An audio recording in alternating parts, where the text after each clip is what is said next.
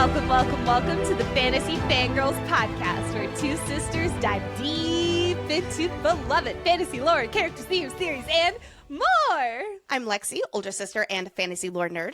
And I'm Nicole, younger sister and romantic at heart. And today we are continuing our deep dive of Quicksilver by Callie Hart with episode 3, where we are covering chapters 15 through 25. Buckle up, friends, because we have a lot to get through today if we are going to deep dive this whole book before Brimstone comes out.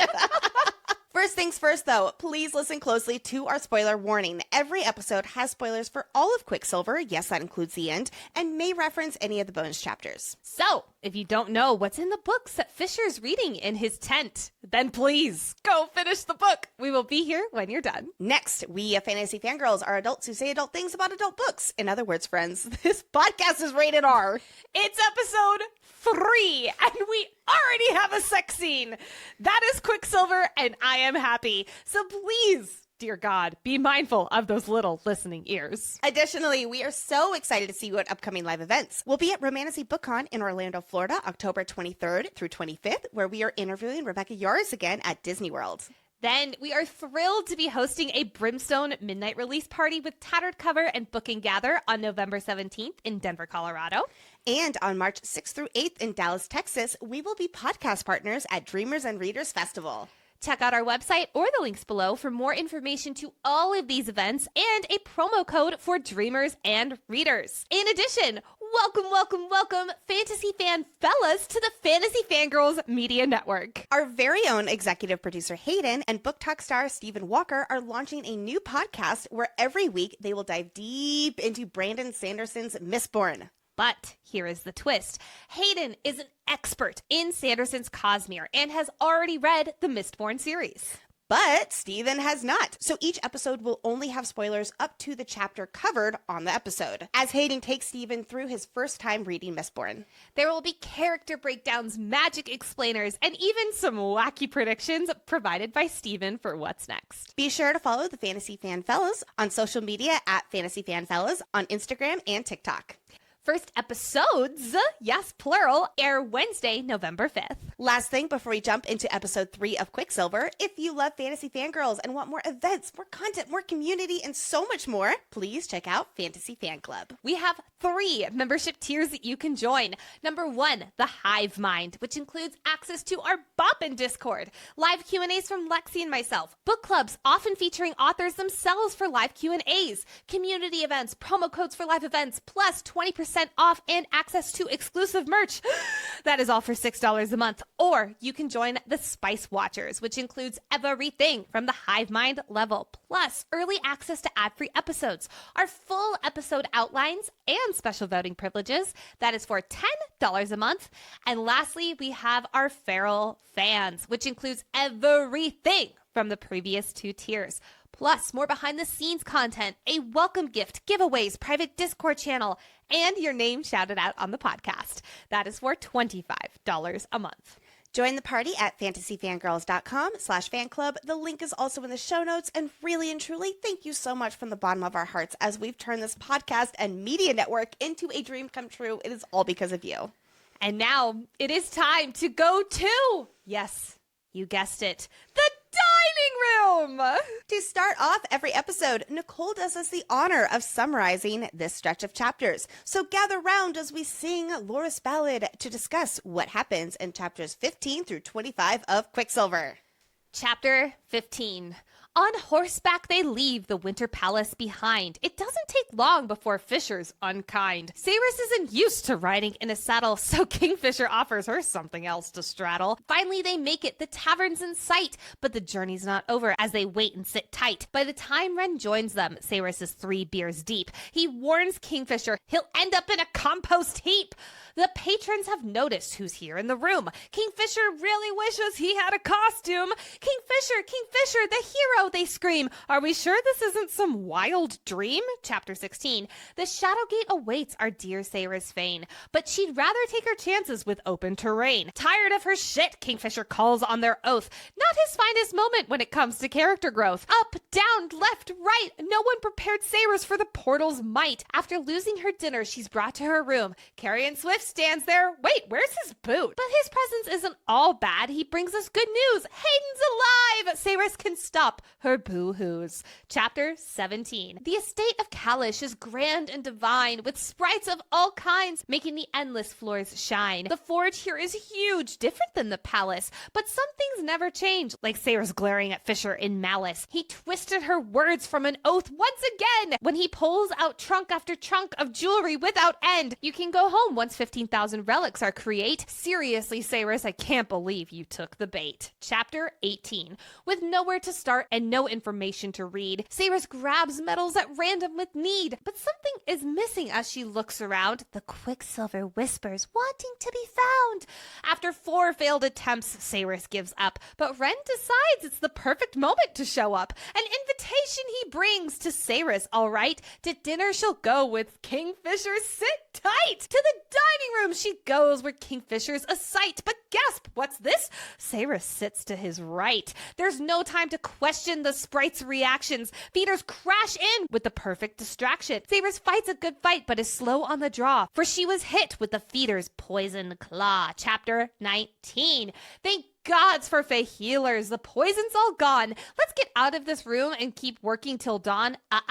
Kingfisher commands she stays in his bed. I'm betting he wishes he stayed and got head. After 6 long days, she's finally free, but it's back to the forge to make relics. Whee! She makes no progress time and time again, but Kingfisher is back with another invitation. Thanks, Ren! Not wanting a moment alone with Kingfisher, Sayra's calls for backup that she knows won't ditch her. Back to the dining room. Ren can't believe the sight. Sayra's has the nerve to sit on Fisher's right, but dear Ren's shock turns its head, since Kingfisher won't hold back to make Sayra's red. Chapter 20. We're off to Erin, a war camp near hell. Across the Darn is where the vampires dwell. But first to the armory to practice their fighting. Sayra's tries to keep up, but damn, these Fae are like lightning. Kingfisher, still an ass, watches her spar in the snow, but we're off to his tent, and now she'll get the show. Over a meal where they argue again, Fisher's had enough. Sayra snaps back, and then they're kissing. Oh boy, maybe they'll bang.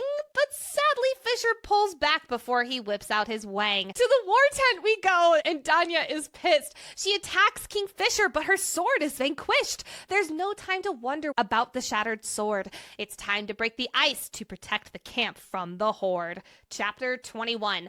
The horde is coming, and the tensions are climbing. The big guns are out, and the hammers are chiming. Oh dear, they're here, the bloodthirsty feeders. Callie really knows how to add stress to us readers. But the tides are turning as black smoke rolls out. Malcolm clocks us too well and wants to sow doubt. You remember how your dear Kingfisher was missing? Yeah, he was with me. Malcolm's words come out hissing. Chapter 22. 30 minutes later, Fisher collects his girl. Luckily, the shadow gate to Kalish doesn't make Sayra's hurl. Sayra's wants to know what Malcolm was saying, but Fisher cannot say the truth without disobeying. So what on earth can they talk about instead? How about some horizontal talking in bed? And that's when we scream, bang, bang, bangity bang, but I can't help but smile and cheer and sing. So it's time for snuggles and all the pillow talk. Nope, homeboy goes back to camp. What the fuck? Chapter 23. The next morning, Sayra's is back to Erin, but what the hell is this on her skin? A tattoo of a bird. What could it mean? Away from the camp, up on the hillside, Sayra's finds the forge stride after stride. More experiments come, but there's still no progress. This is starting to feel like, I don't know, let's just guess. Chapter 24. The sword is still shattered to pieces, but Danya's patience quickly decreases. They argue, then bitter, then argue some more. Danya's ready to throw hands and settle the score. But the truth comes out. They have only 1 year. Troops are running out of supplies, and Malcolm grows near. Well, martyrs, that's terrifying to think. So, Laurith, where can a girl get a fucking drink? Here in the tavern, Laurith gives Sayra's the TLDR. Fisher can't lie, but he's no open memoir. Since Laurith is talking, the teeth, what's the deal? Well, it's a sex thing, making your dick hard as steel. But enough about that. We want to get to know him too. So Laurith tells a story of how King Fisher saved him. Phew! Chapter 25. At Kalish the next day, the sun's way too bright, but Fisher is ready to go somewhere else, all right. To a village they go. It's quite the adventure. So many new places and faces to remember. Fisher can smile, and if I'm not mistaken, he looks quite happy for a male who doesn't want to be taken. But the good vibes end there, and Saris's plate ends up on the floor when she can't help but say, Anaroth more! Winding through the cobbled streets to an apartment so small and covered in sheets. He used to live here with his mother long ago, but it looks like she's not sharing a bed with her beau. It is time to don our pendants and step through the Quicksilver to explore key insights, character analysis, lore, foreshadowing, theories, and so much more. Picking up right where we left off last episode, Kingfisher is taking a furious Saris and an unconscious Carrion Swift away from the Winter Palace. They head to a tavern 50 leagues, or about 150 miles, or 241.5 kilometers away from the Winter Palace, which is the necessary distance away to perform heavy-hitting magic without alerting someone of the powerful magic being conjured. In other words, if Kingfisher uses his magic to conjure the Shadow Gate, BookCon will immediately know what's up, and they need to use the Shadow Gate to get to their final destination, Kalish, the region within Yavelia that Fisher's family has ruled over, which is 800 leagues, or about 2,400 miles, or 3,864 kilometers away. So, a very long ways away. Lexi, you know what I brought back this episode? You brought back travel math. Travel math is back, baby. Oh, how I missed you. In case you were wondering how far 2,400 miles is, it's about the same distance from LA to Charlotte, North Carolina, which would take a car 32 hours roughly. But a horse's average speed is 30 miles per hour. So even if Bill and Ada were going their average speed nonstop, much to Saris's genitals' dismay, it would take them 80 hours to get from point A to point B. Which then made me curious, because the horses we know are walking, not going their average 30 mile per hour speed. A normal horse walk is about 4 miles per hour. They're not even trotting, mind you. So even just getting from the Winter Palace to the tavern would have taken actually 37.5 hours. So maybe those horses are fast walkers, because that's a long time in the Wickerwood. It's only over one night. I know. They are only traveling for a night. So maybe they're walk trotting, and that's why Saris is fuck my ass. Oh my God. We have a Shadow Gate, and there is still it's not even real travel math. It's just what if travel math? I'm moving on. On the first leg of this journey to the tavern, Fisher leads them through the Wickerwood in the dead of night, because it only takes them 12 hours. Not even 12 hours, 10 hours or so. Now, the Wickerwood is a very interesting and spooky place. The woods are a prison for those guilty of the most heinous crimes, where the trees entomb the evilest monsters. Okay, who else wants to raise their hand if you think that we're going to learn more about this Wickerwood in later books? Me. Yep. The Wickerwood is full of shades, or non-corporeal beings, sort of like ghosts, that can't touch, interact with, or hurt anybody. They do, however, scream as they relive their last moments of suffering. So definitely a terrifying place. I am not a horror movie person, but the idea of shades fascinate me. I'm totally with you. I think we're absolutely going to see them again. But I also wonder, because next time Saris comes back to the Wickerwood, she will have face sight. So I'm almost do I want to see them again? Because now they were invisible, but next time they won't be. Yeah, that's a good point. Yeah. Well, for right now, human Saris cannot see shit in the dark, but that's, again, probably for the best, as her horse leads her along with Fisher.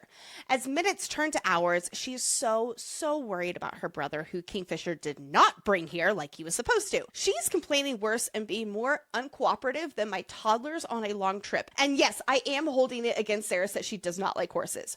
Her groins, it's got to build up endurance for Fisher anyway with all this riding. I don't see why she's complaining so much. Although I do love that he'll find it hilarious that her ass hurts so much, because he calls it payback for her being a persistent pain in his ass since they met. And I'm sorry, but from his point of view, he is right. She thought she was getting her brother back, and now she's being taken against her own will to yet another place without the thing that she thought she was promised to get. I'm on Sayrus' side here. I'm sorry. Once they get to the inn and have dropped Carrion off in the stables to, sleep some more, they hang out inside to wait for Ren. And I love all the different creatures that are introduced in this setting. We're starting to see how much there is to this world. And I love seeing such an array of species in this fantasy setting. It feels more D&D than other fantasy books. Yes. And I really love how Callie just fully embraces it. I know it's becoming a bit of a sound bit, but it's still so true. I want to point out how out of Sayrus' element she is here in this unknown world. See, look, I am defending her here. In episode 1, we discussed how Sayrus was a big fish in a small pond there in the 3rd ward. But here she might be in a similar looking pub as in her realm, though the types of people, the cultures, everything else is different, and she knows that she is not safe here. Now, there's something that I want to talk about in both this scene and also the tavern in Erin that we'll be covering later, but it's nagging at me. As Sayrus and Kingfisher are passing the time, they have some alcohol. Multiple alcohols, if you wish. That Kingfisher does say is more potent than others, but Sayrus mentions not feeling remotely drunk. Then later with Laurith, a similar thing happens where they are well into their drinking, and then she starts to feel fuzzy around the edges. And she notes how Laurith, who's like this burly fey male, is more drunk than she is. This feels notable because what I know about blood alcohol content, something's not matching up. My gut is screaming that this has something to do with, I want to say fey, but then the lore thing doesn't really make sense. It's like almost like fey have higher alcohol tolerance. I don't know. I'm on the lookout for this. Okay, I admit that I originally laughed when you said you had an alcohol theory to include in today's episode, but that's really good. Thank you. Like, something's here. I don't know what it is, but I'm waving my hands and saying something's happening. Several hours later, yay, Renthis is here, except he brings bad news. Kingfisher upping and leaving the Winter Palace with the King's Alchemist and the Godsword Solus, it didn't go over very well. Here's the lowdown from Ren. Everlane is furious with her brother for leaving like he did and taking Sayrus with him. Have we mentioned how valuable she is to BookCon yet? The plan for Fisher was simple. Stay for 1 week and then return to the front with Renthis, which is where he's going here anyway. So why, oh why, piss off BookCon like that by taking Sayrus and the Godsword a few days early? Well, Fisher blames Sayrus for trying to escape through the Quicksilver without a proper relic, even though she had every right to believe the ring was a proper relic. So for why he felt the need to leave right then and there, is it because if he were to not watch over Sayrus, then she'd accidentally put herself in a fatal position like he's insinuating here? Or is this what would have happened when she woke the Quicksilver and people figured out she tried to escape, she would be punished by the king, so Fisher had to get her out of there before she'd get in trouble? I mean, all of this is beside the reasoning with them being mates, which is always present. And Fisher, knowing that BookCon is actually bad, he had to get the two of them out of there ASAP, because now that Fisher sees what Sayrus is capable of, Fisher knows she cannot help BookCon. So she has to help Fisher instead. Okay, yeah, that I had to talk myself into that a little bit because I was originally like, why did he do this? That is my understanding, is he also knows that BookCon is working with Malcolm, so he can only imagine that Malcolm is in some way expecting to have Sayrus in his clutches. Oh, yes. And he's like, no, because we need to win this war, and in order for us to win this war, we need to have an alchemist on our side. So I feel like, as much as I want in my little romantic heart to be like, it was entirely romance, I do think it was part of it. Yeah, they are mates. He wants her to be safe, obviously, even though he also wants her to simultaneously hate him. But I do think a huge part of this was more the chip that she is to turn the tides of this war fully. Yes, yes. And plus, that Godsword of his father's, it does not belong to BookCon. He is not worthy of possessing such a holy fucking relic, as Fisher calls it. And I will say, he means holy literally with it being a Godsword. That is going to be today's library topic, and I can't wait to talk about it more.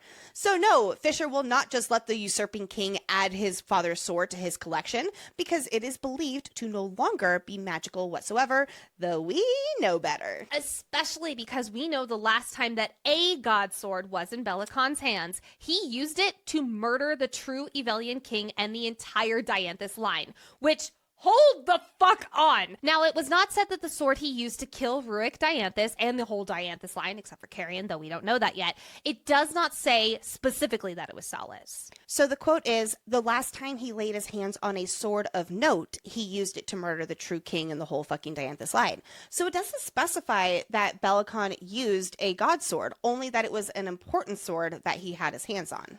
I just figured, given the context clues around, they were only talking about god swords leading up to that line. I figured that sword of note was just another way of saying god sword. That was me just saying. Okay. So that was me more just thinking that because that was the type of swords they were talking about, that was the one he was meaning. And what Kingfisher and Renfis are discussing is the Dianthus line, and it is always worth calling out. The last true king of Yuvelia, Ruick Dianthus, who discovered the cure to the blood curse we'll discuss soon, and his whole family were killed by Bellicon. And Bellicon usurped the crown, making himself king instead. However, we know that the firstborn son to Ruick and Amelia Dianthus survived and has been hiding in Zelvarin. Yes, and his name is Carrion fucking Swift. As this conversation of god swords grows more heated, whispers start spreading around the room. Not only is Renfis Arithian, Renfis Bloodsworn, Renfis of the Silver Lake here, but Kingfisher is here and he has returned. When Fisher and Ren finally notice the whispers, they're ready to get the fuck out of here, which Saris assumes is because they're about to be ripped to shreds for doing bad things to these people. Again, I'm pointing out that Saris is thinking the worst of Kingfisher. And again, I'm not faulting her for that, given that Kingfisher has given her every reason to. But I always like to point out Saris's pessimism, because I think it's earned, in my opinion. As they get halfway to the door, they're stopped by a massive Fey warrior standing in the doorway who drops to his knees and asks for a blessing from the Dragon's Bane commander. What the fuck? Fisher tries to brush this off as a mistaken identity, not wanting the attention for reasons we'll discuss in a moment. But the warrior knows he is not mistaken. His cousin fought with Kingfisher and his wolves at Ajin Sky. Kingfisher saved the rippling banner of the proud western Anasherik. At dawn on the 5th day, he cried against the rising sun and roused the people's hearts so that even those who were ready to pass on turned away from death and fought and found their strength to keep going. Kingfisher, a person who inspires others? Saris is literally like, who the fuck is this person that you're talking about? Then another from the tavern steps forward. At Cinder's Reach, Kingfisher stopped a horde that threatened to burn everything their people had built. 50,000 lives, as well as temples, libraries, schools, homes, etc. They all still exist today because of our dear Kingfisher. Think for a moment how badly Fisher needed to hear this. Yes, he does not take this in like the, oh my god, thank you, that was so nice. But he has spent 110 years hearing only the chanting of people he feels like he's harmed and people who he feels like their suffering is his responsibility. And here he is hearing from someone that 50,000 people are still alive because of him. But then one after another, stories after stories rise up of Kingfisher's heroism. This reaction from the folks in the tavern is a big moment for Sarah, seeing more of Fisher's character. And it's only the first of many we'll see in this episode alone. Outside of Bellicon's palace, Fisher is truly revered and a living legend. Kingfisher might be uncomfortable with all this praise and attention, not feeling like he deserves it. But oh, the floodgates have opened, and it is clear he is a good person who saves people. Gasp! But Saris obviously has not seen that side of him. She's only seen what she's let herself see with Fisher, and she is determined to hate him. Meanwhile, of course, Fisher is doing his best to make her hate him by being an extra big dick.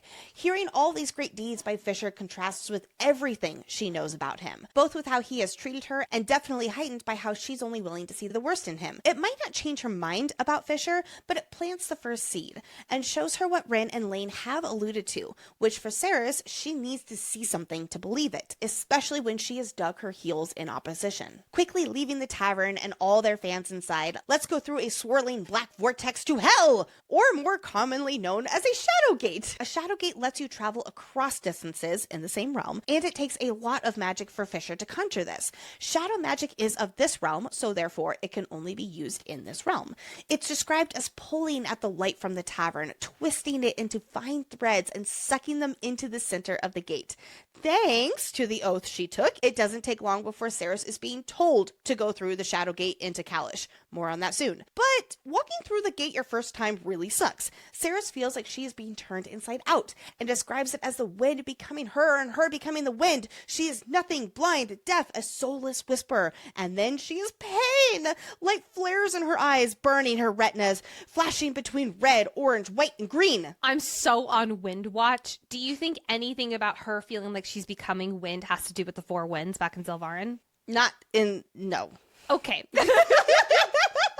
Cool. Maybe! So I wanted to give Ceres a hard time for refusing to go through the Shadow Gate, but you know what? I think I would prefer riding a horse over this pain. How many hours? 80 hours on a horse? I could do that. When she gets to the other side, she throws up everywhere. What a way to enter Kalish. Speaking of, now is a good time for an introduction to Kalish. Kalish is a fiefdom, which if you're wondering what a fiefdom is, a fief was a central element of medieval contracts based on feudal law. It was land or rights given by a lord to a vassal. In return, the vassal promised loyalty and agreed to provide services or payments to the lord. Basically, Kalish is a territory in Yvelia. This territory was controlled by King Fisher's father before he went missing. Due to Fisher's father's strained history with Bellacon, he took precautions and warded these lands so that neither Bellacon or his supporters can cross into them. Kalish is the closest territory bordering Sanus Roth, who Yvelia is at war with. So while Kalish isn't the battlefront, we will be there soon, it's close to a war zone where we'll see they do still have to fend off feeders. Where we go in Kalish is a stately home with open arched windows, light airy hallways with portraits on the walls and overstuffed armchairs. A house that's a home. Fisher's family home, to be exact. Which brings us to another strange thing about Kalish that is starkly different from the Winter Palace. Fisher is loved here, as we'll soon see with Archer, the fire sprite who practically raised Fisher and we are absolutely obsessed with. He is beside himself with joy and relief that Fisher's back. We'll later see with others how well respected and loved Fisher is, how warm people are to him and him back to them. Just like back at the tavern, a very different version of the Fae warrior than Ceres knows. Looks like one Carrion Swift has been listening to Evanescence because he finally woke up and he's acting mighty funny. Or funny in a way that he's totally wildly too chill about being in Yvelia. More than anything, he's wondering where the hell is his boot. Unlike Ceres, Carrion grew up reading about the Fae from books that Finran left with Orlena when she took Carrion under her care over 1,000 years ago. These books explained all about the different Fae lines and the Fae realm, so it's not entirely surprising that he's like, yeah, it's just a normal day. Okay, so Carrion has been preparing for something like this to happen for centuries. So he's probably relieved that it's finally happening. He's in his prime. He's probably tired of being stuck in Zelvarin. I know I would be. And he gets a feel for everything under the radar without his true identity known. I do also want to point out that the book that he had back in Zelvarin, Kingfisher's father had brought it so that Carrion would still have his heritage there to be able to learn about it. That warning about prepare for war and all of that, I think that it was Kingfisher's father who wrote that in the book, and that is his words. Yeah, I really hope that's the case. Oh my god, that's so good. Yeah, I'm on board. I am hopping on that train, ready to take off. It says, let me pull the book out here. Never forget, monsters thrive best in the dark. Commit all you read here to memory. Prepare for war. Yep. Kingfisher's father definitely wrote that. Yep. That is canon in my head now. I do want to know what the hell is happening in Carrion's mind, because he knows he is the sole heir to the Dianthus line, and he is finally back in the land that he's the heir to. Like, there has to be something in his mind that it's like, oh shit's about to get real. Maybe that's why he's extra funny. He's using humor as his shield for all the internal emotions he's going through. So when I first saw that line in the outline, I was like, yeah, fucking right, Lexi. But there's actually a moment later that I'm going to bring up where I actually might agree with you on that too. We're being too nice to each other this episode. Ugh. It's okay, we're still early in it. And now, finally, we get an update on what's been happening in Zelvarin. Ceres can finally learn what she's been dying to know since she woke up in Yvelia. Hayden is fine. There, that's the update. He's fine. Carrion got him papers and set him up in the 7th ward the night Ceres went to the palace. Now Hayden is employed as a store clerk, and he has triple water rations and a room to sleep above the shop. All in all, Hayden is doing far better than he was with Ceres. Sorry, girl, but it's true. Oh my God, So Ceres was knocked out for 10 days, and then she had 3 days of pure panic, believing that her brother and her entire ward were dead. And now she's not only hearing that her brother's alive, but he's kind of thriving. That life that she dreamed of him having is finally here. Yes, and of course there is the caveat that he's miserable. He's not happy. I'll get into that terrified for his sister. Yeah. But he has triple water rations. I know he's doing a lot better. And I do just want to point out real quick that Hayden being all like, I will avenge my sister, makes me mighty nervous for how we're going to find him next book. I can almost guarantee you he has fallen in with the rebels or a rebel-like group who say that they can help him find Ceres. Then maybe when Kingfisher and Carrion find him next book, and I do think they're going to find him, I wonder if they're going to bring him back to Sanisroth. What would I give for a Hayden going through the Quicksilver moment and then seeing his Vamp Queen sister? Like, I feel like we are just starting to see Hayden acting out, because I feel like that version of Hayden is going to be a handful. Oh, God. Here's a question. Do you think that Hayden is going to leave Zelvarin next book? To see his sister, I could see him doing that. I could also see him really getting wrapped up with the rebels and wanting to stay in Zelvarin to overthrow the queen and all of that. That's a very wishy-washy answer. I was hoping for a bet, but it sounds good. Meanwhile, Elroy goes to the palace gates every day and demands to see Ceres, and then at his forge, he's grumbling about the mess that she's put him in.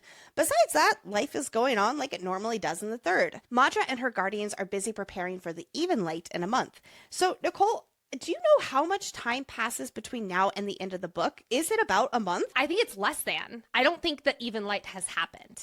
Okay, because why I'm asking, could Kingfisher and Carrion arrive back in Zelvarin in time for the even right and get up to trouble there? That's exactly what I'm thinking. Yeah, because if the timeline works, which it sounds like it does, I am willing to die on that hill, especially with Carrion saying that the whole city is buzzing with talk of what gift Madra will bestow on them this year. That sounds very ominous, and I wonder what this stage the Guardians are setting up with flowers is for?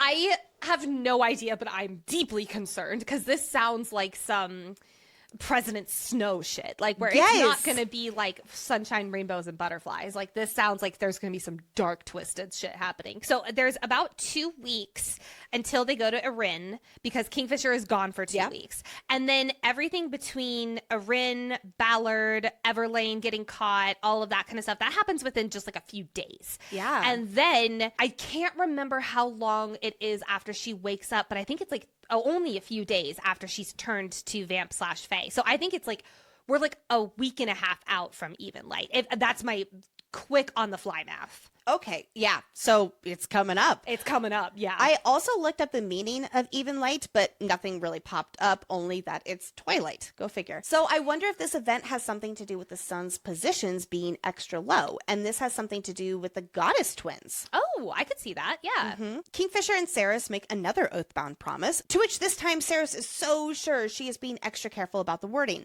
She makes Fisher say, quote, "I swear I will release you and allow you and Carrion to return to Zelvarin the moment you have made enough relics for my people." Easy enough, right? She'll be home in no time as soon as she makes a few relics to save countless lives. What Fisher failed to mention was how many relics, like about 15,000 for her to make.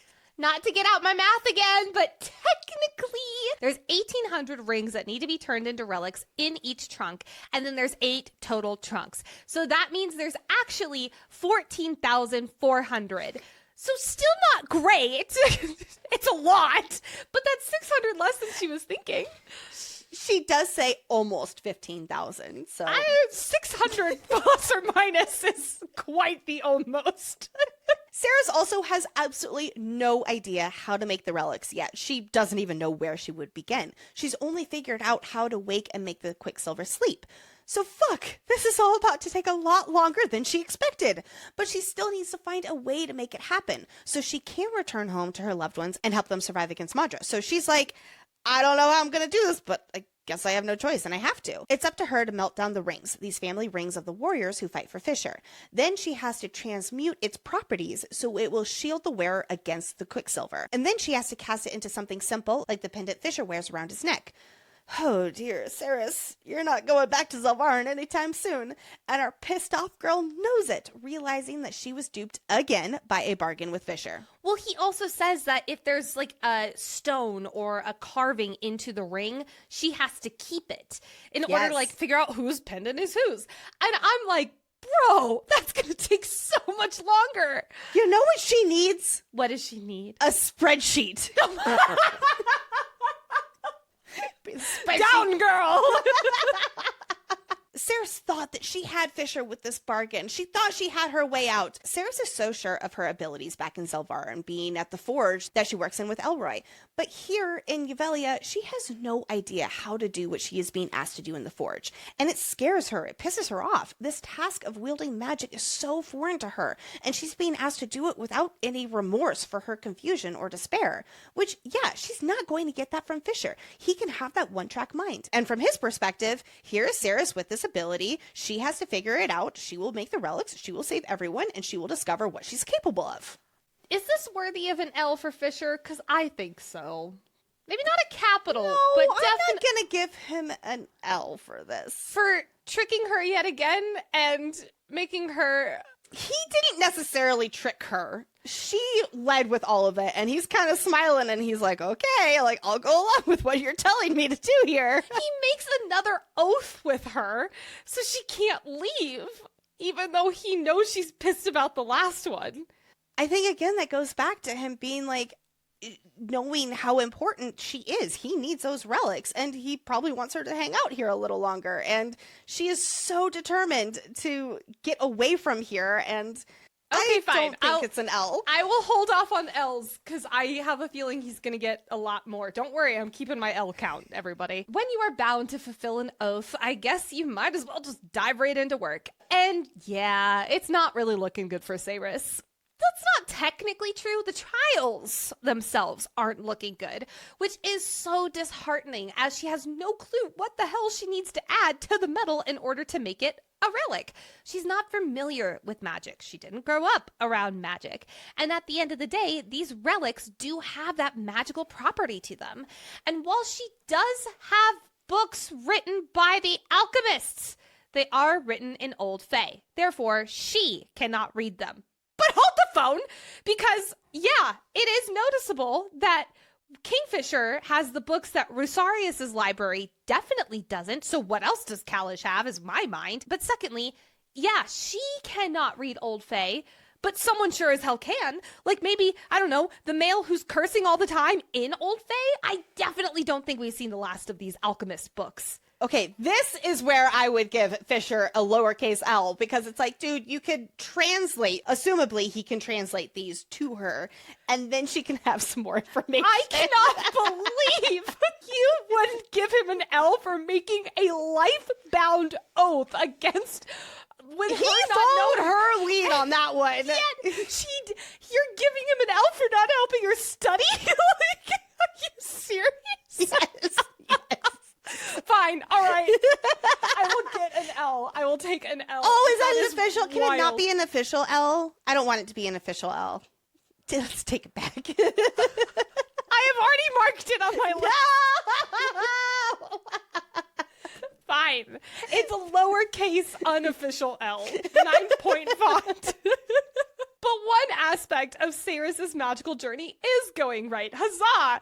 She's becoming so much faster at changing the Quicksilver from inert to wakey-wakey. All she has to do is ask it. Ah, what good foreshadowing for us to see how she will actually get the relics to eventually bind with the Quicksilver.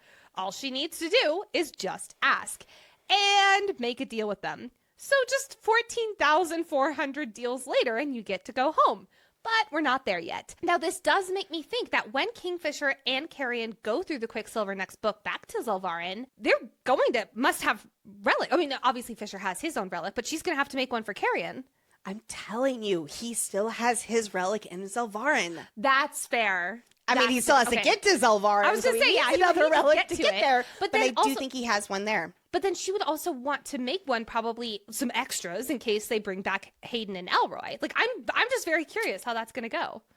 What's the forge in Sanasroth look like? That's what I'm curious. Another thing that Ceres is getting good at is isolating the frequency for Evelian silver. Pause, because this is really cool. Notably, it is not Quicksilver, as it doesn't seem to have sentience, only a frequency. So when she's holding it, she feels the difference rather than can talk to it like she does with the Quicksilver. So I'm thinking each metal has its own frequency / feeling, and that is like the alchemy generic power. But then the specific things that she specifically has the power over, like that, the things that will be ruined into her skin at the end of this book, that is what has sentience with her. I have no idea. But you know what, Lexi? I have no idea. That brings me back to the beginning of the book, because yet again, I don't think it was the gold talking to her. I think it was the quartz in the earth. So to put me out of my misery, I finally broke down and decided to ask Callie if at the beginning of the book, if it was the gold or the quartz. And here's what she said. She wrote an answer back to us, and I'm so freaking grateful. So it's a text to Callie today. The question I asked her was, at the beginning of the book, was it the trace amounts of Quicksilver in the golden gauntlet making the quartz hover on the wall, or maybe an earth power we haven't seen yet? Here's what Callie Hart said. Quote, if it hasn't already been revealed in the book, there's a solid chance the reader isn't supposed to know yet. That is all the clarification I need. It is the quartz. She's going to be so annoyed with us by the end of this. We love you, Callie. We love you, Callie. Thank you. Who's ready for dinner in the dining room? Renfus is the ultimate wingman and coaxes Ceres to have dinner with Kingfisher. Fisher just needs to get to know her, that's all. He needs to see Ceres as more of a person and that she's more than the tool he is wielding. Again, going back to that single track mind. So this is Renfus trying to help Fisher open his mind. While I really do believe that there is some truth to this with Fisher's one-track mind, what Renfus does not seem to know is that Fisher sees Ceres as far more than a person with her, being his mate and all, and he purposefully is trying to push her away. Except at the same time, he is so drawn to her like she is to him, hence the delicious banter we get. But Fisher has his way of keeping his distance and still messing with Ceres at dinner in the dining room. The dining table is a mile long and they're both sitting at opposite ends. She can barely see him with the flower arrangement between them, and the wine is on his side. When he speaks, it sounds like he's right next to her because he's using magic, and obviously Ceres cannot do that, so she has to resort to practically shouting it down the table at him. Fisher agreed to dinner like Ceres did, but on his playing field. I'm not ashamed at how funny I think this is. I think this is amazing. Let's talk about that playing field, though, because these two's game of nonstop who can come out on top is still on. It's like Silver Flames when we had a count, and this one, it wouldn't count. This is not even worth it. It's literally every time they are together, somebody's always trying to do something. I was going to say, I don't really feel like it's a game anymore because Kingfisher has way too many points to even fucking count them anymore. For Ceres, she knows that tonight it's not Kingfisher's idea. Instead, this is something that he was guilted into by Ren, or at least that's the story she's telling herself, which makes her feel like Kingfisher will already be in a mood. And that's fine and dandy for her, because while she's planning on working on the relics, yes, she's planning on fulfilling that oath, and having dinner with Fisher, that doesn't mean she has to be nice. She is ready for this dinner to be yet another opportunity for her to get some points back in this game. But what about Kingfisher's goal for this dinner? Yes, he wants to get Ren off his back. His best friend is pissed at him for tricking a human into a blood oath, blah, blah, blah. But Kingfisher is facing this internal struggle as well. As we learn in the bonus chapter, The Fox, the Boots, the Dress, which you can read for free on Callie Hart's website or listen to on Audible, Kingfisher is in a sour mood before this dinner, too. This internal struggle is amplified a millionfold by being back in this residence after 110 years. He is surrounded by all the memories of the people he believes he's failed by not being here to protect them. And he's surrounded by the memories of his parents, specifically his mother, as he goes to her closet to get a dress for Saris for dinner. But as he lays it out on Saris's bed, he notices that this dress was not his mother's. Nope, it was instead made for Saris. Ah, the Oracle Mother strikes again. For Kingfisher, it feels like the universe is determined for him and Saris to find some way to find each other if it was the last thing it did. But he is determined not to make that happen. He needs to be an asshole, an absolute pig, so that she will hate him and leave him alone. But to get to spend a little bit more time with his mate and simultaneously make her hate him a little more, yeah, it's a win-win. Side note, I love that Saris does not wear the dress because she believes she hates dresses from the poofy skirts that she was forced to wear with Everlane. I don't think it's an accident, though, that the style of dress Kingfisher picked out for her is very much not Evalian style, but sounds a lot more vampiric. Ah, the foreshadowing! But wait, while we are talking about fit foreshadowing, it is notable how in this scene, Kingfisher is wearing a dark green color, not his usual black. As Kingfisher has started to soften his assholery with Saris, subconsciously or consciously, I think it's the former though, Kingfisher has started to introduce dark green into his wardrobe. Dark green to match his eyes. Oh. Tired of his games, Saris changes seats and goes to sit on Fisher's side. She takes a seat on Fisher's right. She sits on his right side. Dun, dun, dun. As we will later learn, this right seat is reserved for the lady of the house. Only Fisher's wife is allowed to sit there. Of course, she has no idea. So in this moment, no wonder Fisher twitches his lips up, and soon enough, Archer absolutely freaks out and is all in a tizzy at where she's sitting. It's like Archer is realizing in real time just how important Saris is, or at least questioning it, and this poor fire sprite is probably a little bit confused. Notably, Fisher does not make Saris move or tell her what it means, and instead he tells Archer it's all right, and he's like, but, and he's like, it's fine, don't worry about it. Oh, I love the moment at the second dinner when Saris is being all pessimistic at Fisher, and she says how he seems to not even care if she stays here in Kalish forever. And then Archer blurts out like this nervous burp giggle and then runs away because he's like, you want to stay forever? I love Archer. Oh my gosh, I love Archer so much. Oh my god.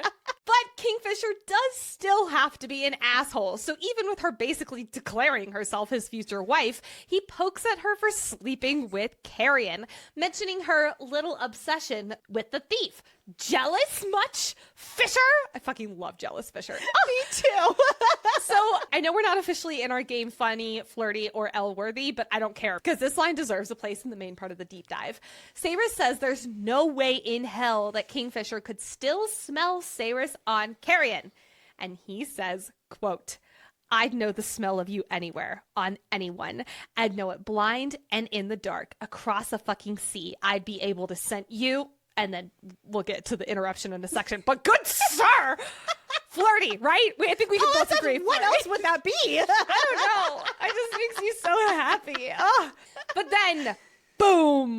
Breaking through the dining room windows, 4 feeders drop to the floor. Feeders are tall foot soldiers from the Sanisrathian army who scaled the Omnimiran Mountains from the war front to go and attack Kalish. But to be quite honest, these feeders are more monster than anything. With patchy, stringy hair, white, waxy skin over emaciated bodies, these creatures were once people either fae or human. But they were turned into these mindless feeders by Malcolm's vampire lords or by Malcolm himself. Quick note here. For Malcolm, if he bites someone, that person becomes under his control. But their personality remains, and everything that makes them who they are stays as well. They are forced to do his bidding should he wish. This is why everyone is so fearful for Everlane later on after she is bit by Malcolm. But the vampire prince's bites are a little different. As I understand it, if a vampire prince bites a victim and that victim is then instructed to drink from the person who bit them, they will retain their conscious mind and they will just be under the prince's control. Not great, but they will still be themselves. If they don't, however, bite the person who turned them and drink from them, they will die and return as a feeder like we see here. The feeders are described as having gaunt cheeks, spider-webbed with black veins, crooked fingers that end in poisoned claws, with a mouthful of elongated yellow fangs made for ripping flesh, and no tongue, just a blackened pulsing stump where a tongue should have been. Red eyes, but like the whole eye is red. Like every single cell has burst and bled and is covering the whole eyeball. Gross. What's even more gross, their rotting skin has none other than pouring maggots out of them. Barf! They also move jerkily, which makes them unpredictable in a fight and more animal than person. And as we know, they do not think for themselves. When one was killed even, the other goes to lick their blood off the ground. The largest of the 4 feeders, a male with a thick black runic tattoo across his head, launches himself at Fisher. Pause. Sorry, real quick pause, because we have to ask about that runic tattoo on this male's forehead. I assume the tattoo is from when he was a fae, especially because we will see runic tattoos come up a lot more in the rest of this book. Okay, so I was also wondering about this because I was like, what the fuck? Because we do know that runes are magical properties. They're not necessarily only alchemist properties. They're just magic. And I decided, you know what? I can ask Callie about this. Here's what I asked her. When the feeders attack during dinner at Kalish, there's a feeder that has a rune on its forehead. Can you share anything more about that rune? And Callie said, quote, I wish I could tell you. All I can say is that every detail in the book serves a purpose and has a reason. If that reason hasn't been revealed yet, chances are the reader isn't supposed to know about it yet. Ha ha! Love you, Callie. But what does this mean? Fisher, being as swift as a coursing river, whips out his magical concert. Not yet. Whips out his magical god sword, Nimmerel, and cuts off the feeder's hand before he can claw him. When it falls to the ground, we see its blood is actually black ichor, and a pungent stench of sulfur fills the room. Fun fact, another name for sulfur is brimstone. And how perfectly apt that that is the name of the book where Saris becomes vampire queen and she's ruling over all these fuckers. Oh my god, I'm so excited. Fisher yells at Saris to move, get out the way. Snapping back to attention, Saris leaps to her feet and grabs the dagger strapped to her thigh. She spins to face 2 feeders. The female feeder leaps up onto the table and lands on all fours and sniffs the air as if she's an animal. Then the younger feeder, who looks like a teenager, makes a weird clicking sound from his throat before rushing Saris. Both of these feeders have blank eyes, no signs of intelligence, no real thought, nothing but that desire to kill. This is precisely the moment that I would die in a fantasy book, by the way. This is also when Saris would have died too if it wasn't for Fisher. When the female attacks, Saris is able to dodge, and she blocks the second swipe of the feeder's claws with her own blade, gashing into her. Uh-oh, she just got scratched by a feeder. The teen feeder jumps on Saris, knocking her to the ground, and both feeders fall on top of her. And they attack, clawing and ripping at her. When the female opens her mouth to bite Saris, her jaw cracks open far wider than it should. Goodness, Callie knows how to describe a terrifying zombie creature. But right as Saris accepts this is her death, Fisher swoops in again. Literally, in one clean swoop, he decapitates this woman. And as for the other feeder, Fisher quickly decapitates him as well, leaving all 4 feeders dead in the dining room.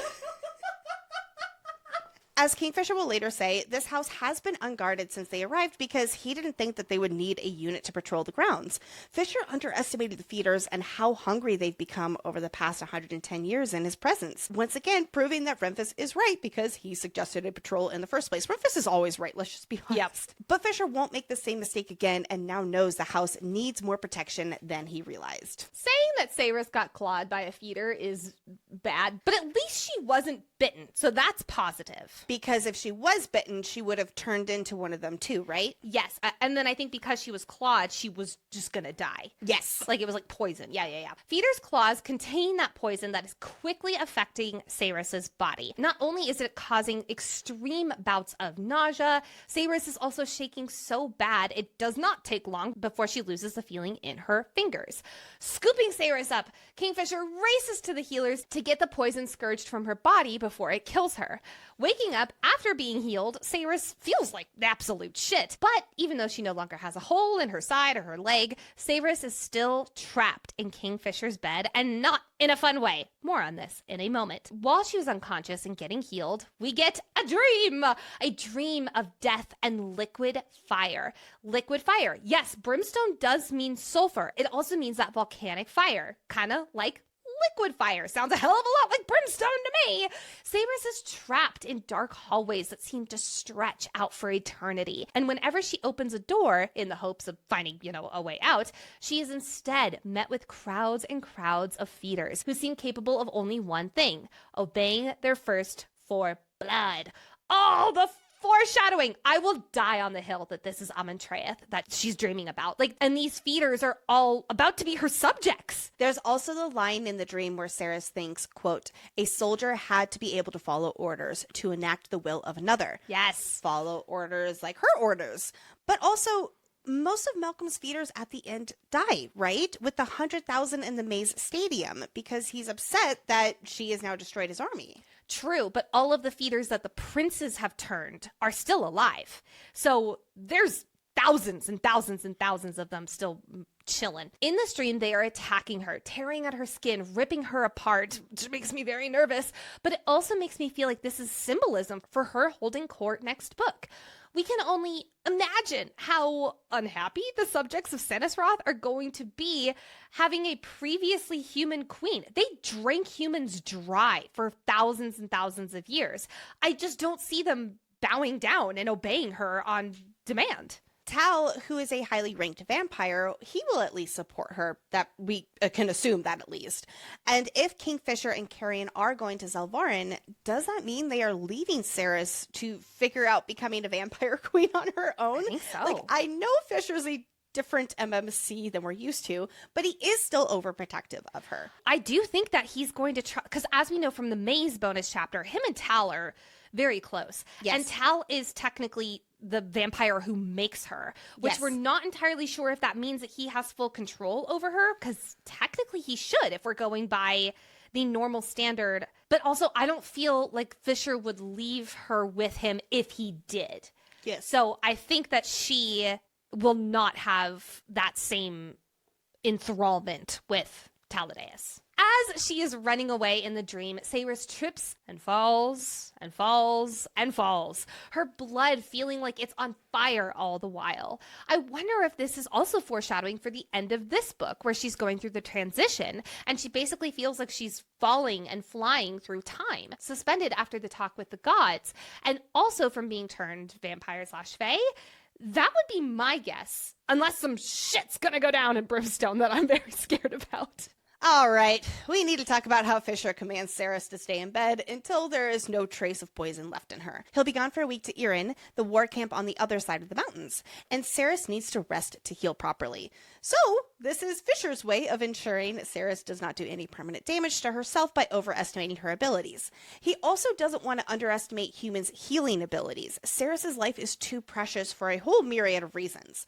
Right after Saris was scratched, we saw how desperate Fisher was to get her help. He was terrified for her well-being, and it's clear he's been worried over her sickbed all while she's been asleep. As he said back at the tavern, sometimes you have to cause pain for the greater good. The greater good is keeping Saris safe, and that includes from herself.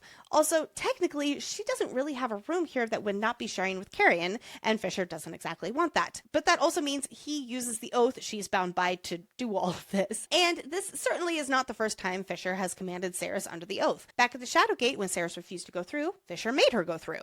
Renfis was more understanding that she was scared, and this was also unknown to her. But Fisher recognized this as needing to get from point A to point B. It's no big deal. She's delaying them and being stubborn, so this has to happen. Saris will later accuse Fisher of not giving her a chance to follow his lead willingly. She just needs to know why before she does something. I don't necessarily agree with her there, though, because when Renfis told her about exactly what would happen when she would go through the Shadowgate, she stood her ground even more firmly that she would not go.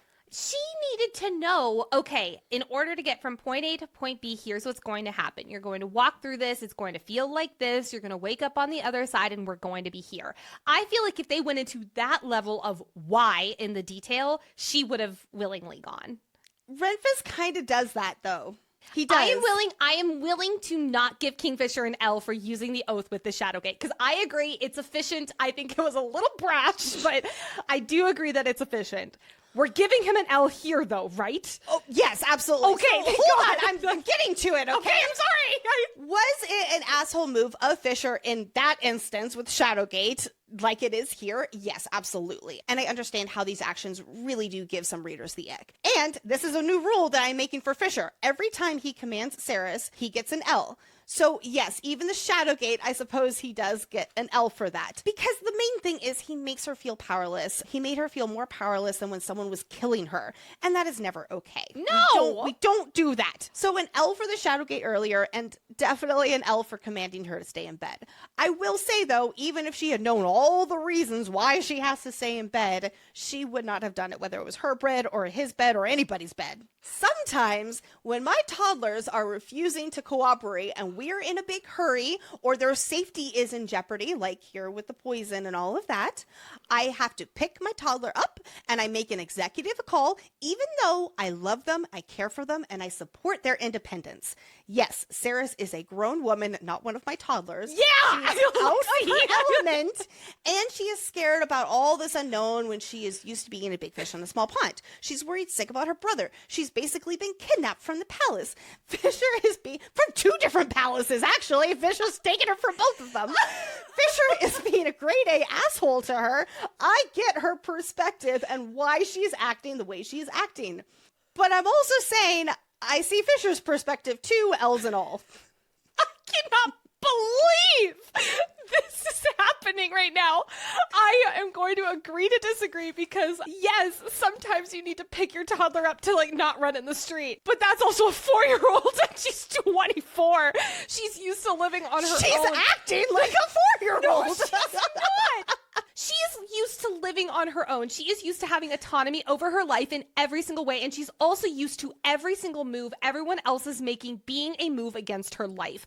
I do not blame her for when autonomy is taken away from her. She is suddenly like, you're going to kill me. You're going to kill me. Okay, when you put it that way, yeah! Yes, that makes absolute sense. I am not defending Kingfisher. I just gave him L's. Yes. I am looking from his perspective here. I'll also say this, being stuck in bed for 6 days would drive me to absolute boredom too. I can barely be stuck in bed for 3 hours, let alone 6 days. Oh my God. Like, she doesn't have a computer, TV, or a Kindle. She has books.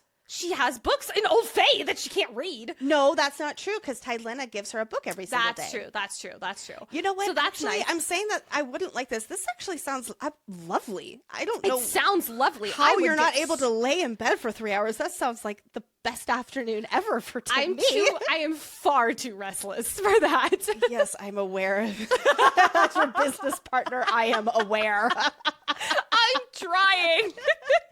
Oh, man. But I will say this. It is Saris's loss to refuse Carrion as company. And also, I'm giving her an L here because he has a lot of questions too, okay? Yeah, okay, I agree. And she is not being very understanding to the other human who has been dragged here. Yes, on a reread, we have more context, and he's probably trying to get more updates about the state of his kingdom here and like what all...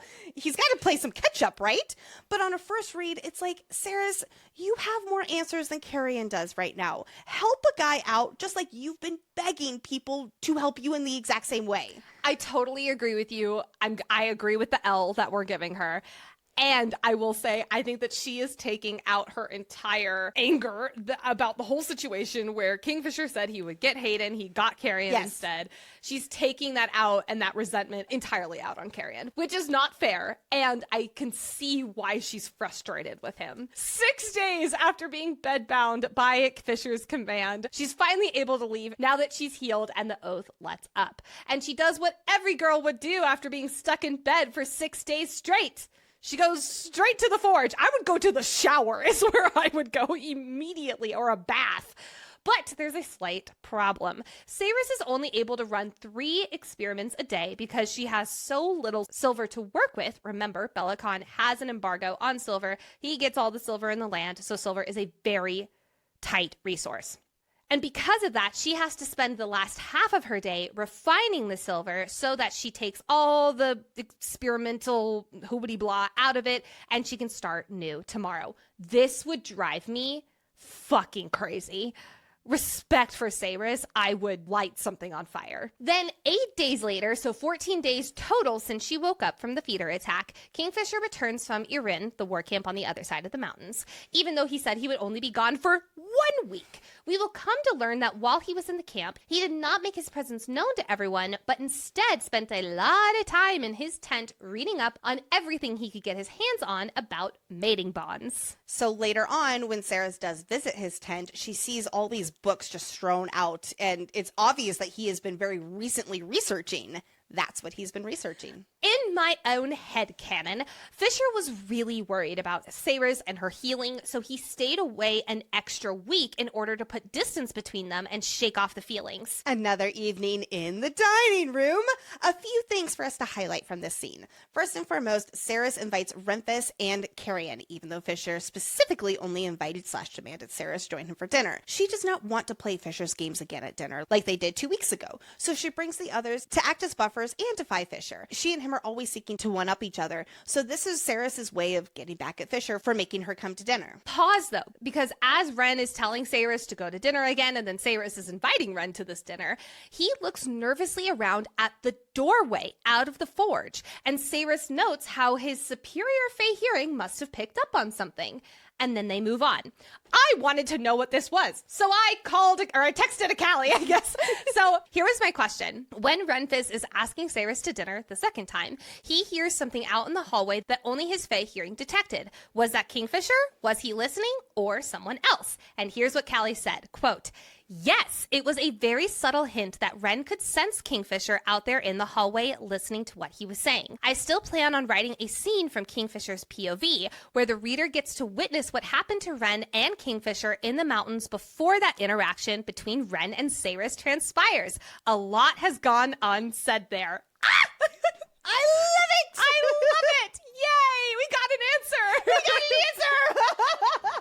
Just because Fisher is irked that they have 2 extra guests here, that doesn't mean he's gonna let this crowd interfere with his flirting. Yes, Fisher is being an ass. All those lines we're gonna be going through in funny, flirty, and L-worthy, that'll be later. But there's an extra intensity to Fisher as he's talking to Saris here. Buckle up, buttercups, because here we go. Saris is pissed that he compelled her again. She accuses him of being evil and using this oath she was tricked into only for his own good. Again, I'm pointing out that while, yes, Fisher gets 2 L's, he has given her no reason to believe that his motives are entirely good. Saris is yet again thinking the worst in him. I always want to point this out because her pessimism is part of her character development. And when Fisher is like, no, it was for your own good, we get a big ol' "hello, sir" line. He says, quote, "If I were evil and using your oath for my own purposes, I'd order you to get to your knees for me. I'd order you to part your legs for me. I'd order you to suck and fuck me until you passed out from exhaustion. Is that what you want, little Osha?" Hot, funny, flirty. It's not even funny or flirty. It is spicy meatball. That is a spicy meatball line. My favorite part is Renfis just be like, dude, I'm right here. Well, okay, so the question does stand because he knows that Ren is going to be able to smell what he's doing to Saris, and also LOL at the fact that Carrion can too, although no one at the table knows it. But the question does still stand. Why is he doing this with Carrion and Ren right fucking there? Saris, again, thinking the worst, thinks it's to embarrass her, making her seem all hot and bothered and also apparent that she wants him. But I truly don't think it's that at all. First, he's flirting with his mate because he's been away with her for 2 weeks. He missed the banter. He missed her. That is a headcanon that I will die on that hill for. But also, I think he needed to remind himself that she does indeed want him. And I think there's this perk that he's showing just how much she wants him to the other parties at the table, one of which Kingfisher's quite jealous of. He's basically saying a little bit of a fuck you to Carrion. So the bonus fuck you is definitely pretty nice. And of course, it is still Fisher. He needs her to believe that he's an asshole. And it works. This dinner is when Rymphus sees what is going on between Ceres and Fisher on full display. First of all, Ceres is sitting on Fisher's right again, and Rymphus most definitely knows that is where the lady of the house is supposed to sit, and he's very surprised when Fisher says that she's made her decision, let her sit where she wants. And Rymphus is like, really? The double meaning to all of this. I love it so much. Like, I think that it's Rymphus being like, really? Like, she's into you like that? And he's like, yeah, really. But I also just love how Red is like, I'm not getting in the middle of this. He's happy to stay strictly on the sidelines with these two aggressive and rude courtships. Because I feel like Ren especially is much more of like a romantic. Like, I feel like him and Everlane's courtship is going to be very like sweet and traditional and kind. And then there's Kingfisher who's like, I'd order you to suck and fuck me. God, I love him. Alas, though, it is time for us to leave the dining room. And it is, in fact, time for us to leave Kalish fully for now. War camp, anyone? Across the Omnimiran Mountains, on the edge of a wide river called the Darn, sits a camp of 20,000 tents. Holy moly, this is a big camp. But it's not all tents. There are also buildings that are even 2 stories made out of wood. That shows us just how long this camp has been here. We know that this war has been going on for centuries, and without new supplies, it is a slowly degrading stalemate between these 2 sides, Evelia and the succeeding Sanisroth, which, yes, is right over the river. But unlike Irin, which is covered in snow and trees and life, the Sanisroth side is blackened, charred, and a total wasteland. Pillars of smoke rise up into the gray sky. Black dirt covers the ground. And in the distance, we see a terrible black fortress sitting on top of a looming hill. Hello, Amontreath! Malcolm, soon to be Ceres's, palace made of obsidian and built from the bones of demons. I cannot wait to hang out their next book. Maybe I'm becoming more of a horror thriller girly than I thought I was. I'm so here for this. We've already heard Haran reference it, but we also know that the maze is made of obsidian and Markham created it with his magic. Could the obsidian be directly related to Malcolm's magic? Because I'm assuming that he built up his whole city and all of that. Okay, so question. If it is Malcolm's powers, obsidian is a naturally occurring volcanic glass. So could obsidian have to do with brimstone? Like lava making something into obsidian? Yes! Yes! Sure, let's go with that. I was also going to say, it also makes me wonder if Malcolm used his magic on Haran for Madra, and that is why Haran said those things about obsidian. Maybe. Yeah, I don't know. I don't know. I am so not used to only having but one book. I know. I'm like, where's my multiple keyword search? You know, this one book of the is first humbling things... us so much, and I love it. You know, and one at of the same time is having to accept a lot of things. You know, one of the first things we're gonna do when we get the ebook of Brimstone is, like, after we finish it, obviously, is keyword search obsidian. Maybe we should have a random bet to see like how many times obsidian is said. Oh my god, wait, I'm so here for this. Okay, Price is Right rules. Whoever is closest but under. Yes. Okay, I'm gonna say 20. Ooh, I'm going to say like 70. Whoa. Yeah. Okay, then I might up mine to 30 then. Nope, you already said 20. Okay. Now, you know, if it's 69, though, I still win, right? Wait, what? That's not how it works. Because that Price is Right rules. No, I don't want to play those rules. Okay, fine. We'll just do whoever's closest. Okay. So you say 70, I say 20. We know from Kingfisher that Amontreath means Hell's Teeth. And I want to just take a moment and pause to appreciate the freaking depth that Callie has brought into this world with basically making its own language. Which brings me to a call text to Callie because I was so curious on how the hell she did this. And here is what she said, quote, I created all of it, but let's not get too glamorous here. Saying I created it sounds like I sat down and mapped out the framework of a language, which is far from true. I recorded the meanings of the words that I have, let's face it, just made up, so I can refer back to it and make sure things remain consistent. But I didn't build out any grammatical structures or anything as remotely impressive. As far as inspiration goes, I absolutely borrowed from other languages. I love the Gallic and Irish languages, so I've definitely drawn inspiration and also taken a couple names from both Scottish Gaelic and Irish languages. You'll come across the odd bit of Latin here and there, and it would be very remiss of me not to mention the very obvious fact that I have taken huge inspiration from Lord of the Rings when it comes to Old Fae. Unlike me, Tolkien did create a brand new language from scratch when he wrote LOTR. And not only that, but it was beautiful. Such an astonishing accomplishment. I really quickly want to point out the fact that she mentioned Latin. Back in episode 1, when I said Saris means in Latin, you will see. I love this. I love this shit. God, that's so cool. While in Kingfisher's tent over a hot meal together, these two pick up a rather interesting conversation. Something I want to note before I get into what Saris declares. Since coming to camp and training with Ren, there's been a new spark in Saris. Ever since Heron had captured her in Zilvarin, she's been at someone's mercy, whether it was Heron, Madra, Belicon, and especially Kingfisher. She's been carted from one palace to another, one realm to another, and the strength that powered her in Zilvarin was pretty much snuffed out.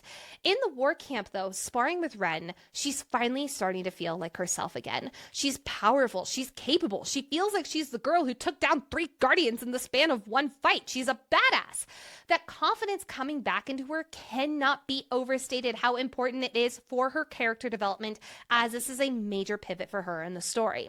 So with her feeling like herself and Kingfisher not being quite the unbearable ass he's normally, and her not really feeling like she needs to get the upper hand with him in the scene, she admits that she actually wants to help out here with the war. Somehow she has this power, and especially now that she's seen the feeders firsthand, she wants to help those who are suffering under their attack in Evalia. So god damn it, Fisher, can't you just believe that? And then Kingfisher kisses her. He kisses her. He does not taunt her into kissing him or asshole flirt with her and get her all hot and bothered. No, this is very different. At the end of the day, Fisher is someone who deeply cares about others and wants to save as many people as possible in whatever manner that means. We saw this in the tavern when they were traveling to Kalish. This is the first time he is hearing that same type of core desire from Saris. And it's in this moment where the need to be an asshole, where the need to push her away, it's impossible. So he kisses her, and boy, what a kiss it is! Up against a wall, pressing into each other, grinding into each other, Kingfisher nipping at her neck. Oh, that's too far! Kingfisher immediately pulls away. We'll talk about why that is in a moment, but first I want to put ourselves in Saris's POV. She just let her guard fully down and told Kingfisher as she's grinding up against him that she wants him. And the next thing she knew, he was on the other side of the room. Yeah, she's gonna think, well, fuck, he just pulled away because I showed interest and god damn it, I just pushed him away again, da-da-da-da-da. But what I love about this scene is that that's not the case at all. And Fisher knows that he needs to show Saris that. So he comes over and places her hand on his heart, and it's beating wildly fast. Not in that slow Fae beating like he showed her back in the Forge in episode 2. No, this is the thumping like hers was. It's wild and nervous. And then he says, quote, "I can't trust anything." Oh, Fisher, because I love this scene so gosh darn much, I wanted to get every flippin' morsel out of it. I reached out to Callie. I really didn't hold back. Thank you, Callie, for dealing with me this episode. And asked exactly what was going through Kingfisher's mind when he said that. And here is what she said. Quote, "In this scene, the last thing Saris says to Kingfisher before he flips the table and launches himself at her, the thing that makes him react that way in the first place is, quote, 'Can't you just trust that?'" It's actually Saris's statement that Fisher is replying to.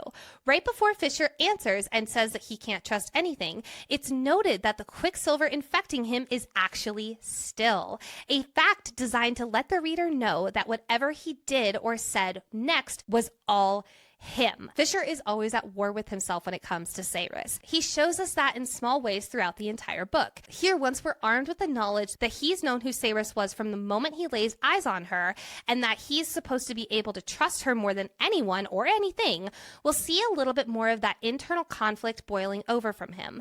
Of course, Saris has no idea. In the scene, she challenges him to trust that she is a good person, and that she wants to help the Evalian people, Fisher's friends, his brothers, the people he cares about most, most and would die for. But that strikes a deeper chord for Fisher. He cracks, if only for just a second, and gives into everything he's feeling. But then his better judgment kicks in and he tears himself away. Hence the, quote, I can't trust anything, as in he can't even trust himself. Only on a reread does the outsider maybe begin to understand this meaning a little better. I really wanted to create this second subtle hidden layer of the story for people who did go back and reread from the beginning, like me, so they might be able to see the cracks in his armor a little sooner than they might have the first round.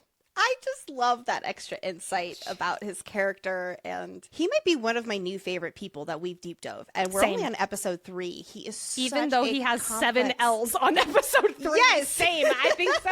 But that's one of the reasons why. Like, I also want to keep in mind this Quicksilver. I want to track the movement in his eye a little bit more clearer. That when it's still, that means it's all him, and when it's wild, that means it's taking over. Oh my God, she's so good. Quick side note, though.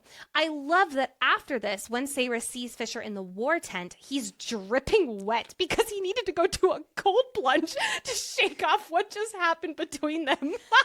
I did not catch that. I just assumed he's always wet in some way. Yeah, he is. Steamy makeout session over. Fisher needs to meet with his generals and Lupo Proalia in the war room. After all, a few people have seen Fisher around since his return, but no one knows whether to trust the rumors. It needs to be time at some point to, make himself known to all of the people. There are about 20 soldiers here in this tent/war room, because when you walk into the room, it's suddenly an actual room, not a tent. Anyway, what is Lupo Proalia, you ask? They're Kingfisher's wolves. Well, they're fae, but they call themselves wolves. It's like his inner circle among his warriors. Lupo Proalia usually consists of 8 members, but more recently, these numbers have sadly reduced. They fight as a team and work together like wolves would. They each have a wolf sigil somewhere on their armor as well.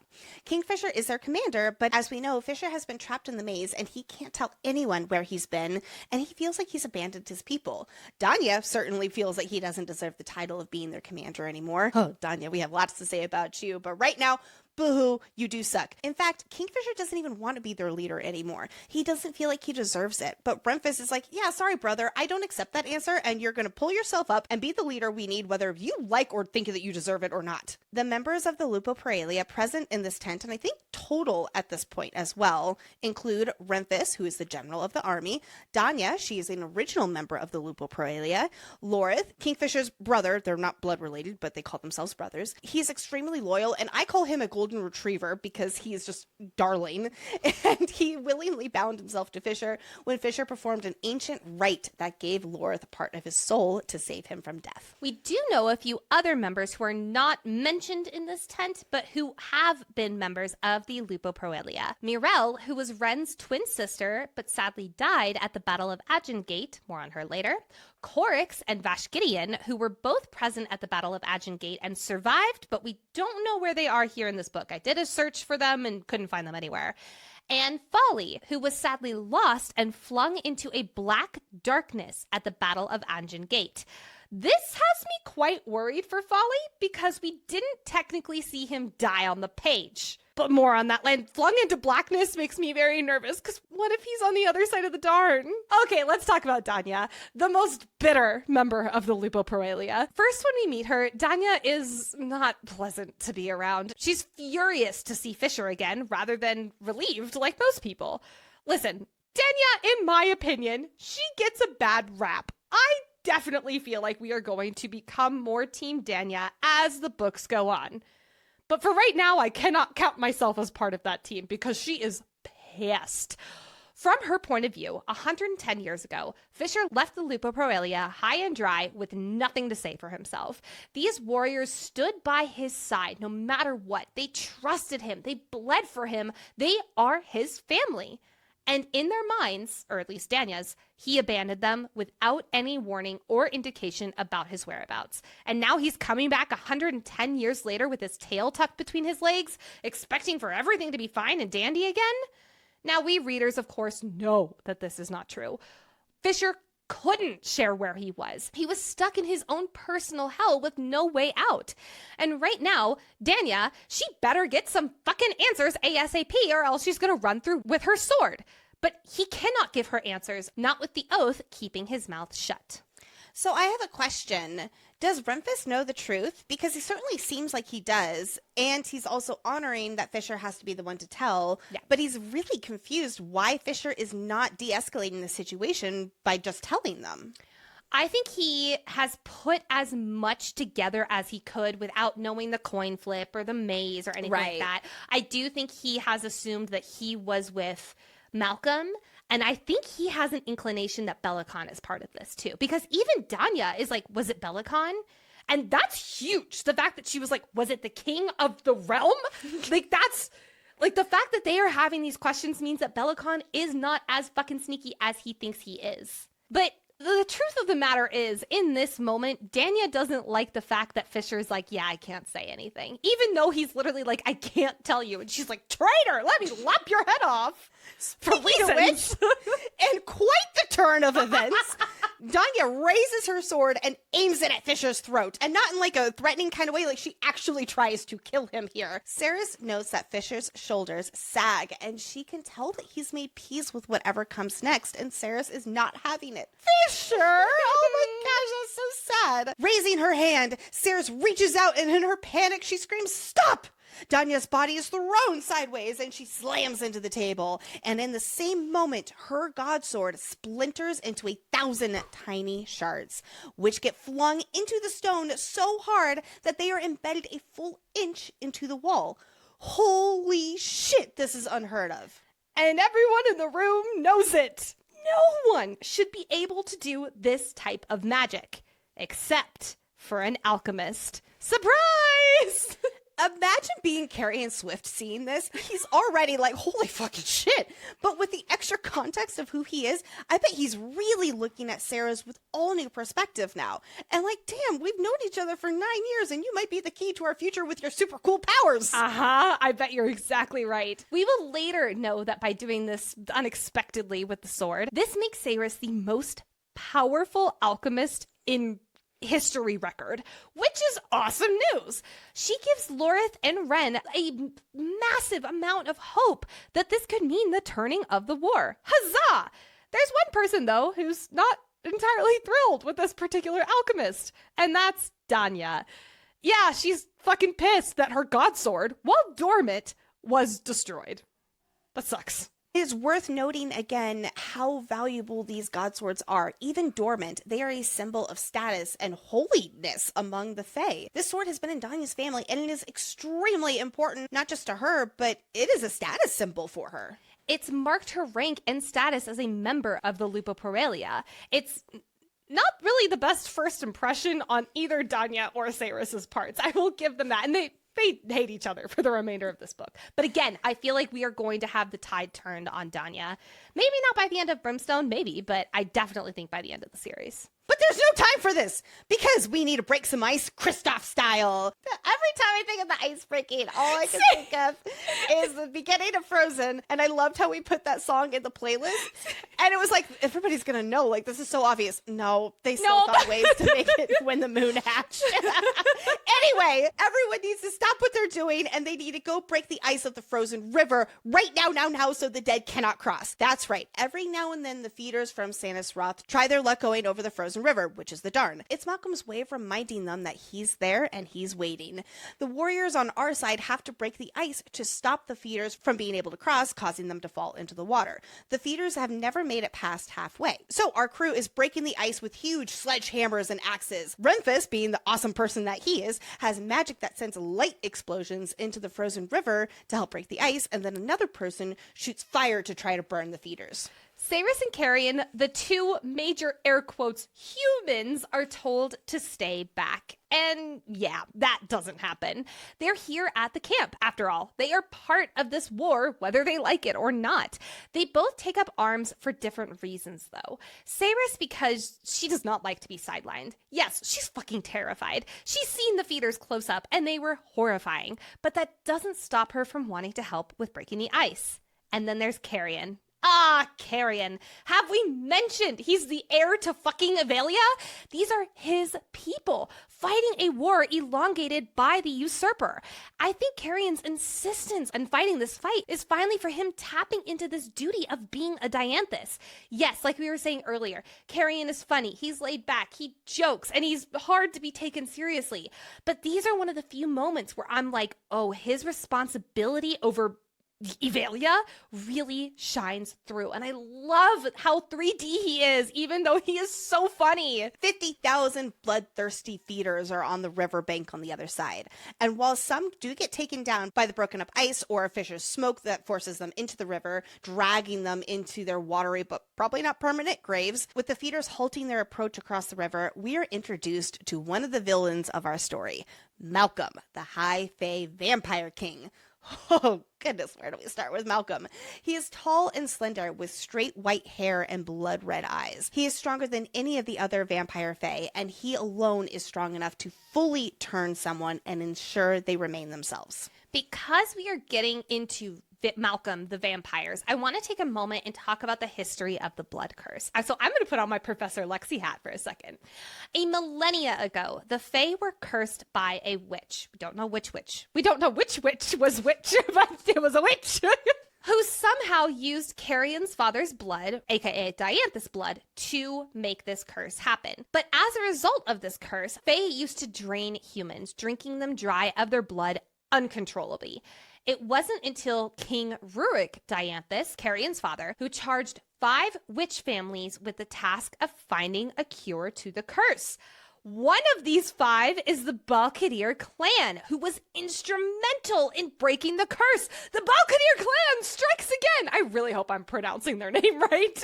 So timelines are not adding up because it was Carrion's father who figured out the cure, but Fisher's great-grandfather took it. So he took the cure that Carrion's father created. Like, you would think that'd be more like Carrion's great-grandfather who found the cure or something along those lines. And so we've been noticing this theme of timelines not necessarily always adding up. So we decided to ask Callie for some clarification. So here's what we asked her. Can you provide any clarity on when Kingfisher's father goes through the Quicksilver with Carrion in the UK bonus chapter? Is that the same mission he disappeared on when Kingfisher was 10? Was Bellicon already king at this point? And here's what Callie said, quote, "Would that I could answer this. Maybe you guys will find out in November. Who knows?" Okay, so I'm at least very glad that it was not a giant plot hole that we were very concerned about, and we did not know how to approach Callie about that. So we are extremely relieved. This makes me so excited because, like, what is happening here? Oh my God. That right there tells me, or it maybe not tells me with certainty, but it tells my Delulu with certainty that we are meeting Finra next book.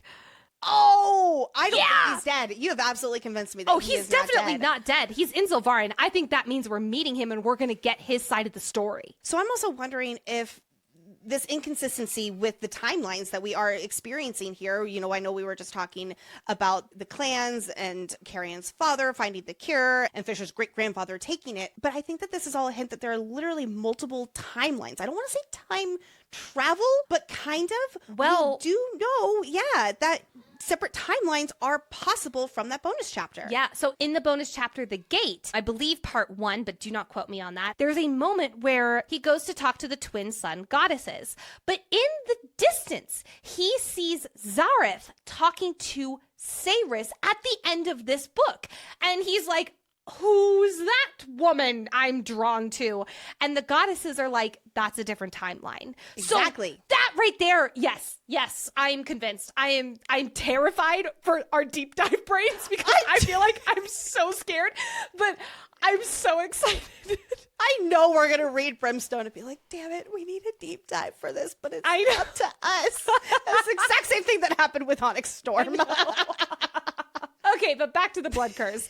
Because, hooray, the curse has been lifted thanks to the Balkadir clan and Rurik.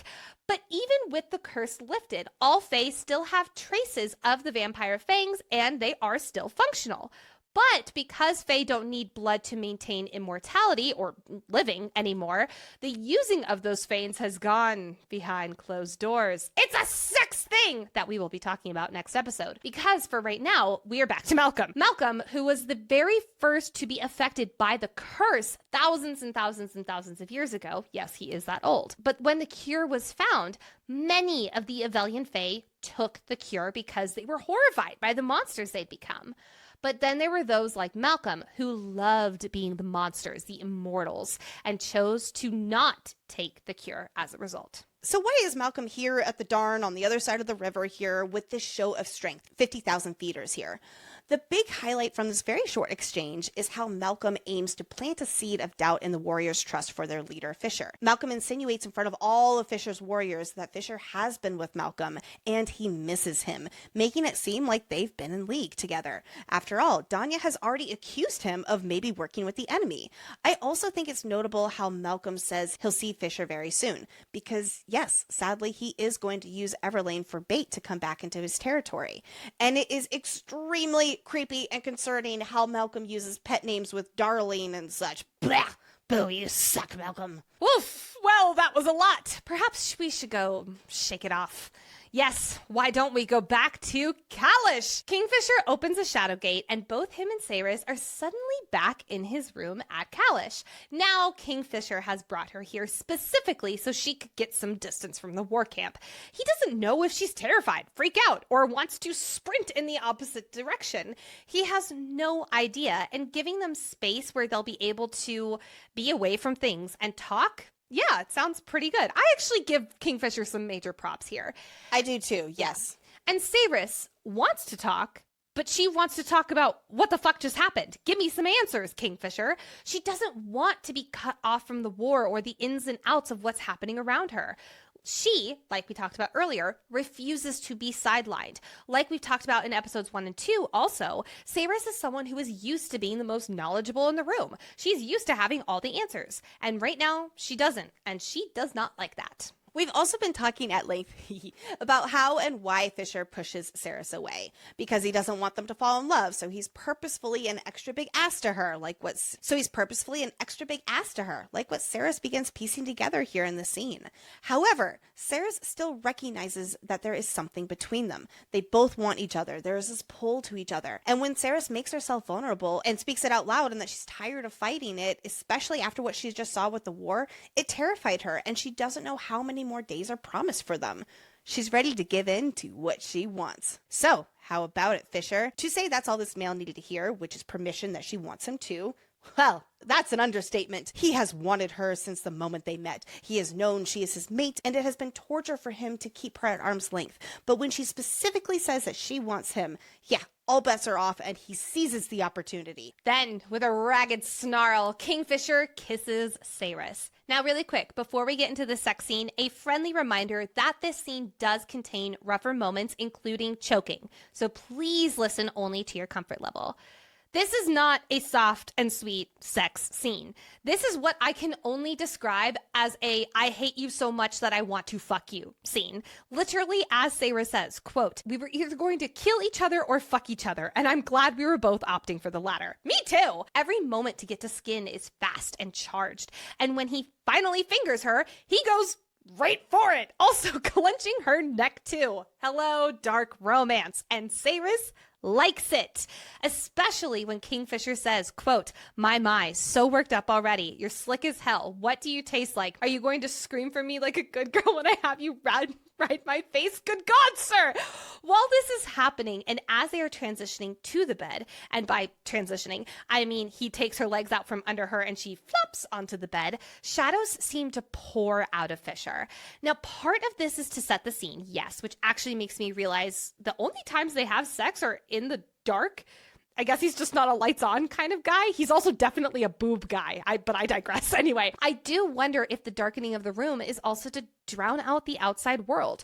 The war is on their doorstep. The paintings in his room are slashed to ribbons. He has this Quicksilver constantly in his head, and he wants to just be with her here. He probably doesn't want her thinking about the outside world either.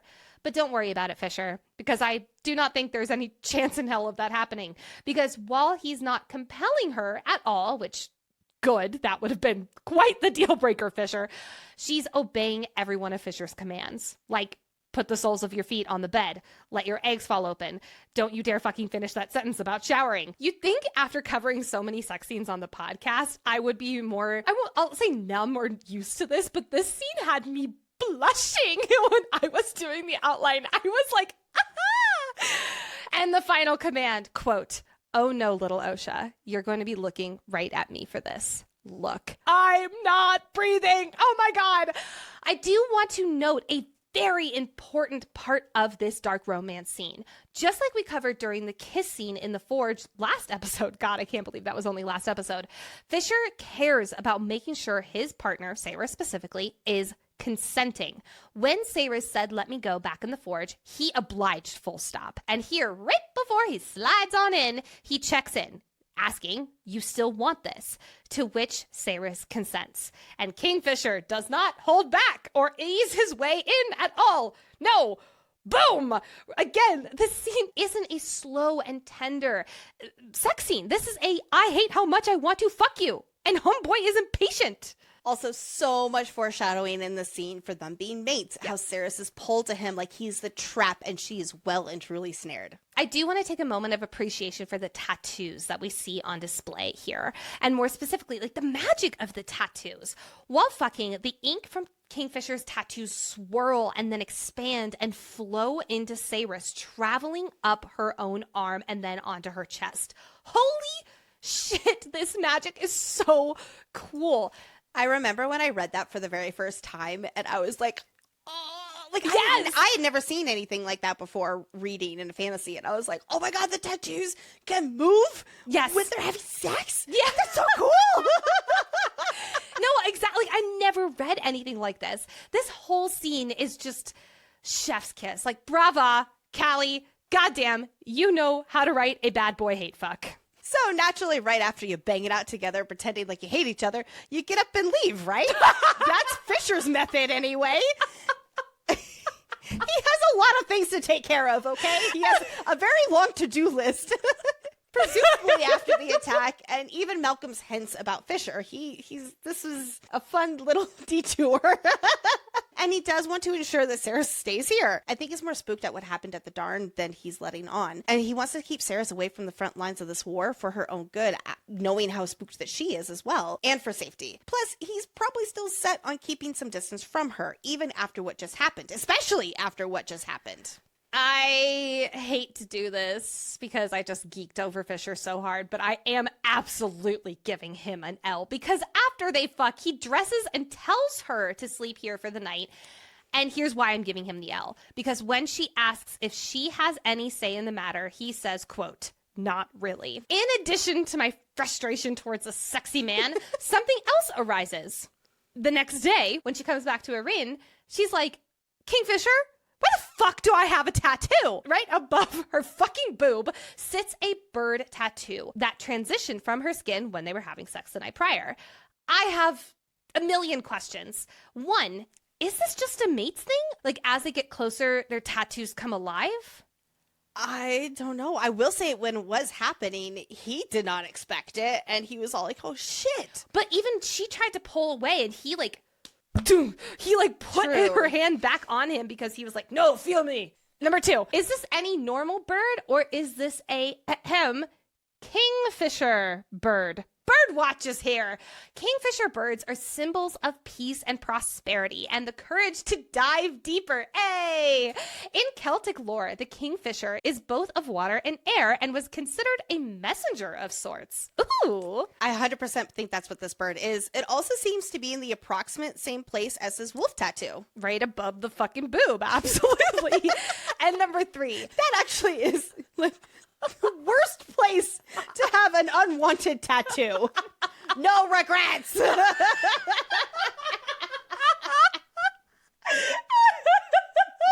so right. Because this isn't like a side rib tattoo where it's like, oh, like, you know, when I wear a shirt, it's fine. But like, yeah, like the one that I got when I was 18. Is that what you're referring to? Because I'm actually just about to talk about it. No, I'm so sorry. I really was not referring to that. Dad's likes to call it a turkey. Okay, I guess I have to tell my story real quickly. Please so do. my tattoo. Oh my God. So my very first tattoo that I got, I was 18. It's a bird tattoo. It's a swallow bird because they represent traveling and leaving home, but they always know where home is. Sailors used to get these swallow birds tattooed on them for this very reason. And as an 18-year-old, I loved the concept of exploring, but always knowing where home was. So I wanted to get that tattoo on me. My favorite is Dad calling it a turkey. It was specifically, he's like, someday you're going to be pregnant. And he also, our dad told us never to get a tattoo. So he was very, Oops, we both have not multiple. okay with the tattoo. Sorry, Dad.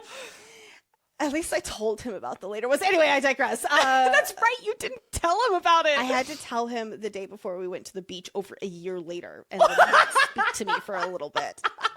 Oh, but Dad said, like, once when I get pregnant, it's going to turn into a turkey.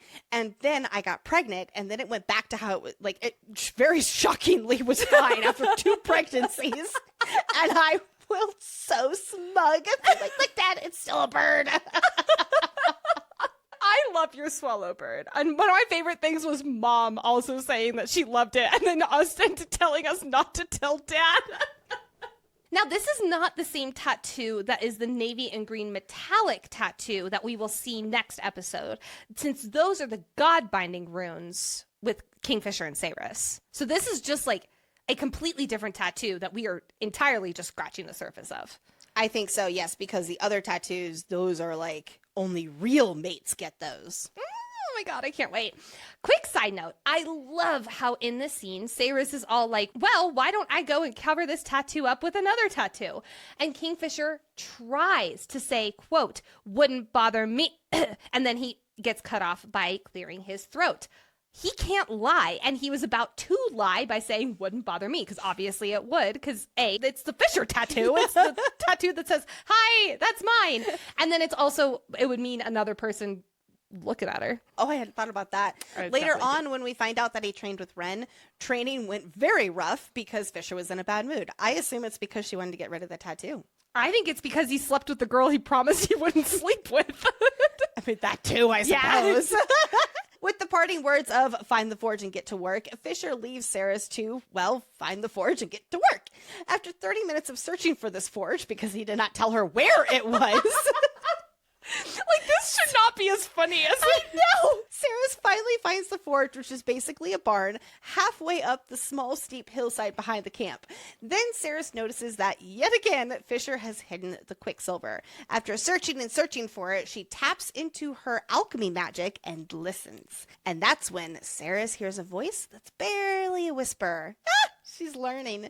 So she follows the pull she feels farther up the mountain to a small rocky plateau where she finds the one and only Carrion Swift reading a book and holding the vial of Quicksilver. Back in the forge, the experiments continue and still no luck. 3 more failed attempts.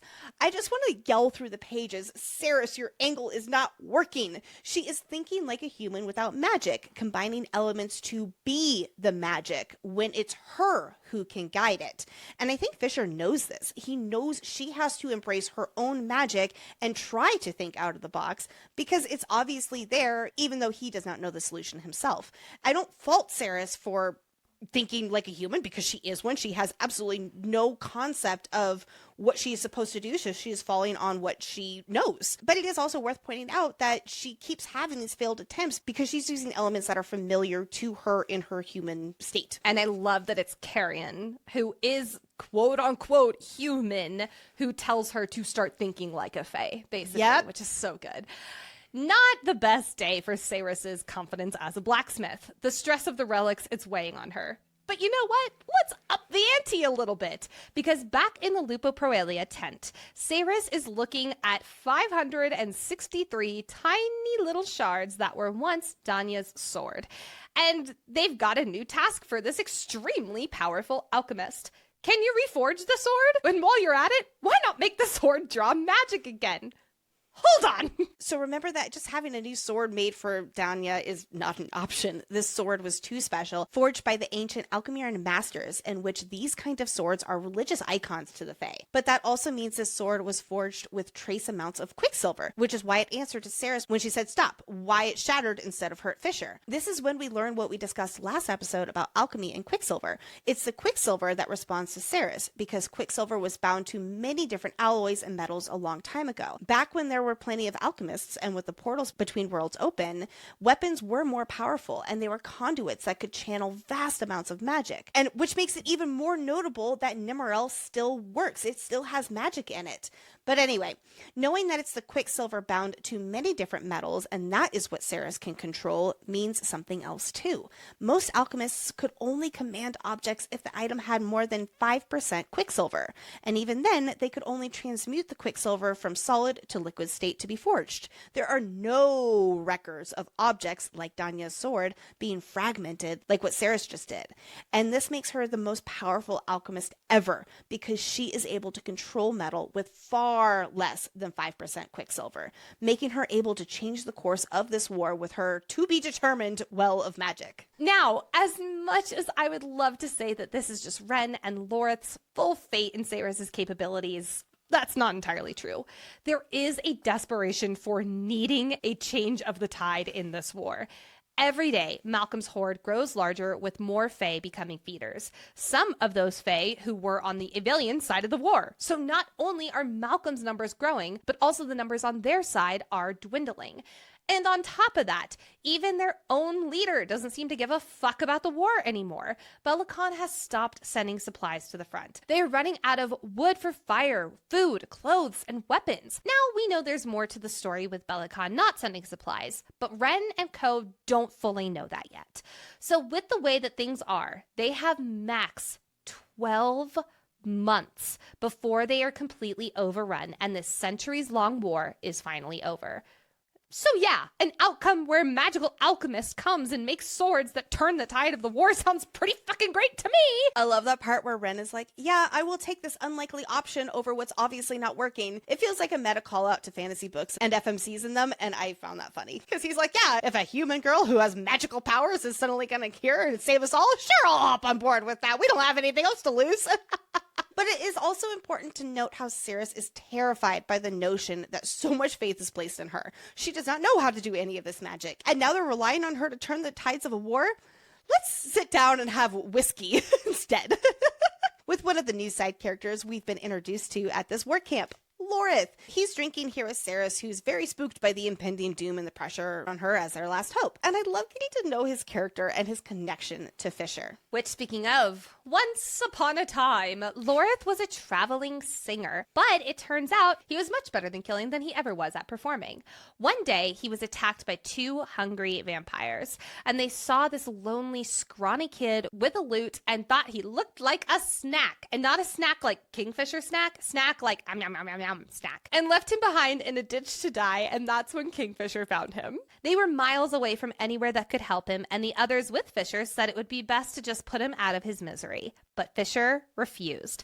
Fisher carried him back to Kalish through a shadow gate, but even then the odds were stacked against him. The healers said he had more venom in blood in his veins at this point. And while they had the best healers, there were limits to what they could heal. So they advised Fisher to leave Laurith to die, and they would bury him underneath a tree in one of the fields that bordered the estate. And here we get another big lore drop. Story of our lives with this deep dive. Oh my goodness. No complaints from me though. To keep this poor bard from dying, Fisher gave Laurith part of his soul. Yes, you heard that right. It's an ancient rite that very few people know how to perform. But once Fisher's father almost died, and a friend used it to save him.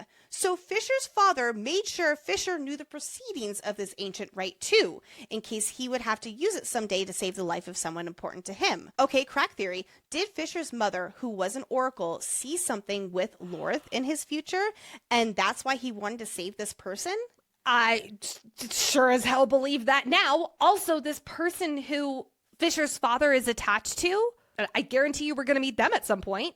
But let's talk about what exactly that means to give someone part of your soul, because you betcha this has to come up again in the series. Like, what a random little thing just to plop on in here and then not talk about again. Fisher bonded a small part of himself to the scrap of life clinging to Laurith, and that was that. Laurith was close to death, but when that happened with Fisher, death loosened its grip. So when Fisher left again, Laurith got muscly and in fighter condition. The big takeaway here is the concept of soul binding. If Laurith dies first, the piece of Fisher's soul returns to him and he becomes whole again. That sounds like very ominous foreshadowing for our poor boy Laurith. But anyway, if Fisher dies first, he's condemned to wait for Laurith to die before he can move on, which would be absolutely horrible and makes us, the readers, ears perk up. But don't worry, Laurith, who is so grateful for what Fisher did, will not let that be Fisher's end. If Fisher dies first, he will end himself so Fisher's soul can be whole in the afterlife. I think all of this is really going to come back in the story big time. Oh, God, I'm scared. I'm really scared for Laurith now. I know, me too. Laurith is just full of downloads because we get more information about the oath-bound Fae and what it means. Previous to this conversation, all we knew was that the Fae, like Fisher, were unable to lie because they were something called oath-bound, which basically meant diddly squat to Saris. But with Laurith, we learned that when a Fae turns 21, they kneel before the Furin stone and make a choice. Either bleed on the stone and make a vow that you will always be truthful, being bound by their word forever, no matter what it costs them. So being oath-bound Fae means you cannot lie. Like, they are physically incapable of breaking their word or telling a lie, which means they get really, really good at skirting the truth. Or they can choose the lawless path, where they can lie, steal, and cheat, but it comes at a price most are not willing to pay: their honor. What does that mean? We're not entirely sure, but I guarantee you we're going to find out. This does bring me to a question. Saris is now Fae-ish, but she's 24, so will she need to choose between oathbound or lawless? She's kind of Fae, but more vampire. I don't think she'd count, to be honest. Okay. I think they've got bigger fish to fry than go to the furries. Bigger problems. 2 days later, Fisher has a surprise for Saris. Oh, this is one of the cutest scenes. He takes her somewhere entirely different, to a quaint small village called Ballard, where his mother is from. If you look at Ballard on the map, it is very far away from Kalish and the war zone. It's in the whole other territory of Galaria, and it's not too far from Gilthry, where Fisher tried to save the people, and that's where he entered into the bargain with Malcolm and BookCon 110 years ago. And tonight, Ballard is celebrating the longest night of the year with a festival. It is a starkly different landscape from the war camp. This village is full of life, with bright lights twinkling in the trees, flowers everywhere, children playing, there's music in the air, and the smell of delicious food, and merry voices of all kinds of species. Saris comments that this is the kind of home and community she's always wanted for her and her brother, a place to safely and simply live in peace. But why are these two here? And no, Saris, it's not to fucking attack these people. Again, always assuming the worst. Fisher says it's because they have something he needs. What's more, though, this change of scenery was so necessary for both of them, individually and together. They need to be somewhere that is celebrating life and offering hope, illuminating the joy that still exists in this world, and shows what they're fighting for. After the tough past few days, Fisher knows Saris's heart needs this, but Fisher needs it probably even more. He loves this village. It's a second home to him, even though it's been a very long time since he's been here. And he's so loved and welcome here, as we'll see with how Wendy and everyone else treats him. He wants to show Saris this place that he loves, where his mother is from. The entire trip to Ballard is a real turning point for Kingfisher and Saris's relationship. This is the first time he's bringing her somewhere, not because she's an alchemist or because he needs her for the war efforts. No, he's kind of taken her on a date. And swoon, I'm so happy. I also want to point out that he's got his dark green fit check on. The black clothed Fisher, who's the outcast, the asshole, death, the war leader. This is now the dark hunter green wearing Fisher. This is the real Fisher, the Fisher who's trying to come back to himself, where they can laugh and talk and even smile. The gasp! Yes, Fisher is smiling. He's relaxed in this place full of life. And slowly, Saris is relaxing too. She's asking him questions, not to irk him or demand answers or to win a contest that she's created in her mind, but instead because she's curious, and he begins to open up his answers with her too. But that doesn't mean his openness is all warm and fuzzy. He also opens up about his fears and shame around being the Lord of Kalish, and more specifically, how he doesn't want to be the Lord of Kalish, how he feels like he's failed his people and that he's the Lord of nothing. Fisher! And big emotional breakthrough moment for these two, because as Saris starts to reach out for him to comfort him, she starts to think the worst of him, starts to think about him turning her down, him mocking her for, her offering support to him. But then she pauses and challenges that thought, thinking that if he does do that, then fuck him. She can have the courage to reach out for him. The walls are coming down, folks. I'm so happy. Toward the end of the splendid evening, something strange happens, though, as Saris and Fisher are having an adorable conversation about him now having reason to smile because she's in his life, that's why. When Saris thinks how he's always suffering, the words Anarath more repeat fast, loud, and full of terror. Saris basically blacks out and snaps back into it a few moments later, with Fisher staring at her pale and in shock. This episode that Saris has will lead the two of them to leave the evening's festivities and go to Fisher's home. More on that next episode. Fisher will ask Saris why she said that phrase, Anarath more. Saris assumes it's because she must have said it out loud, but we think differently.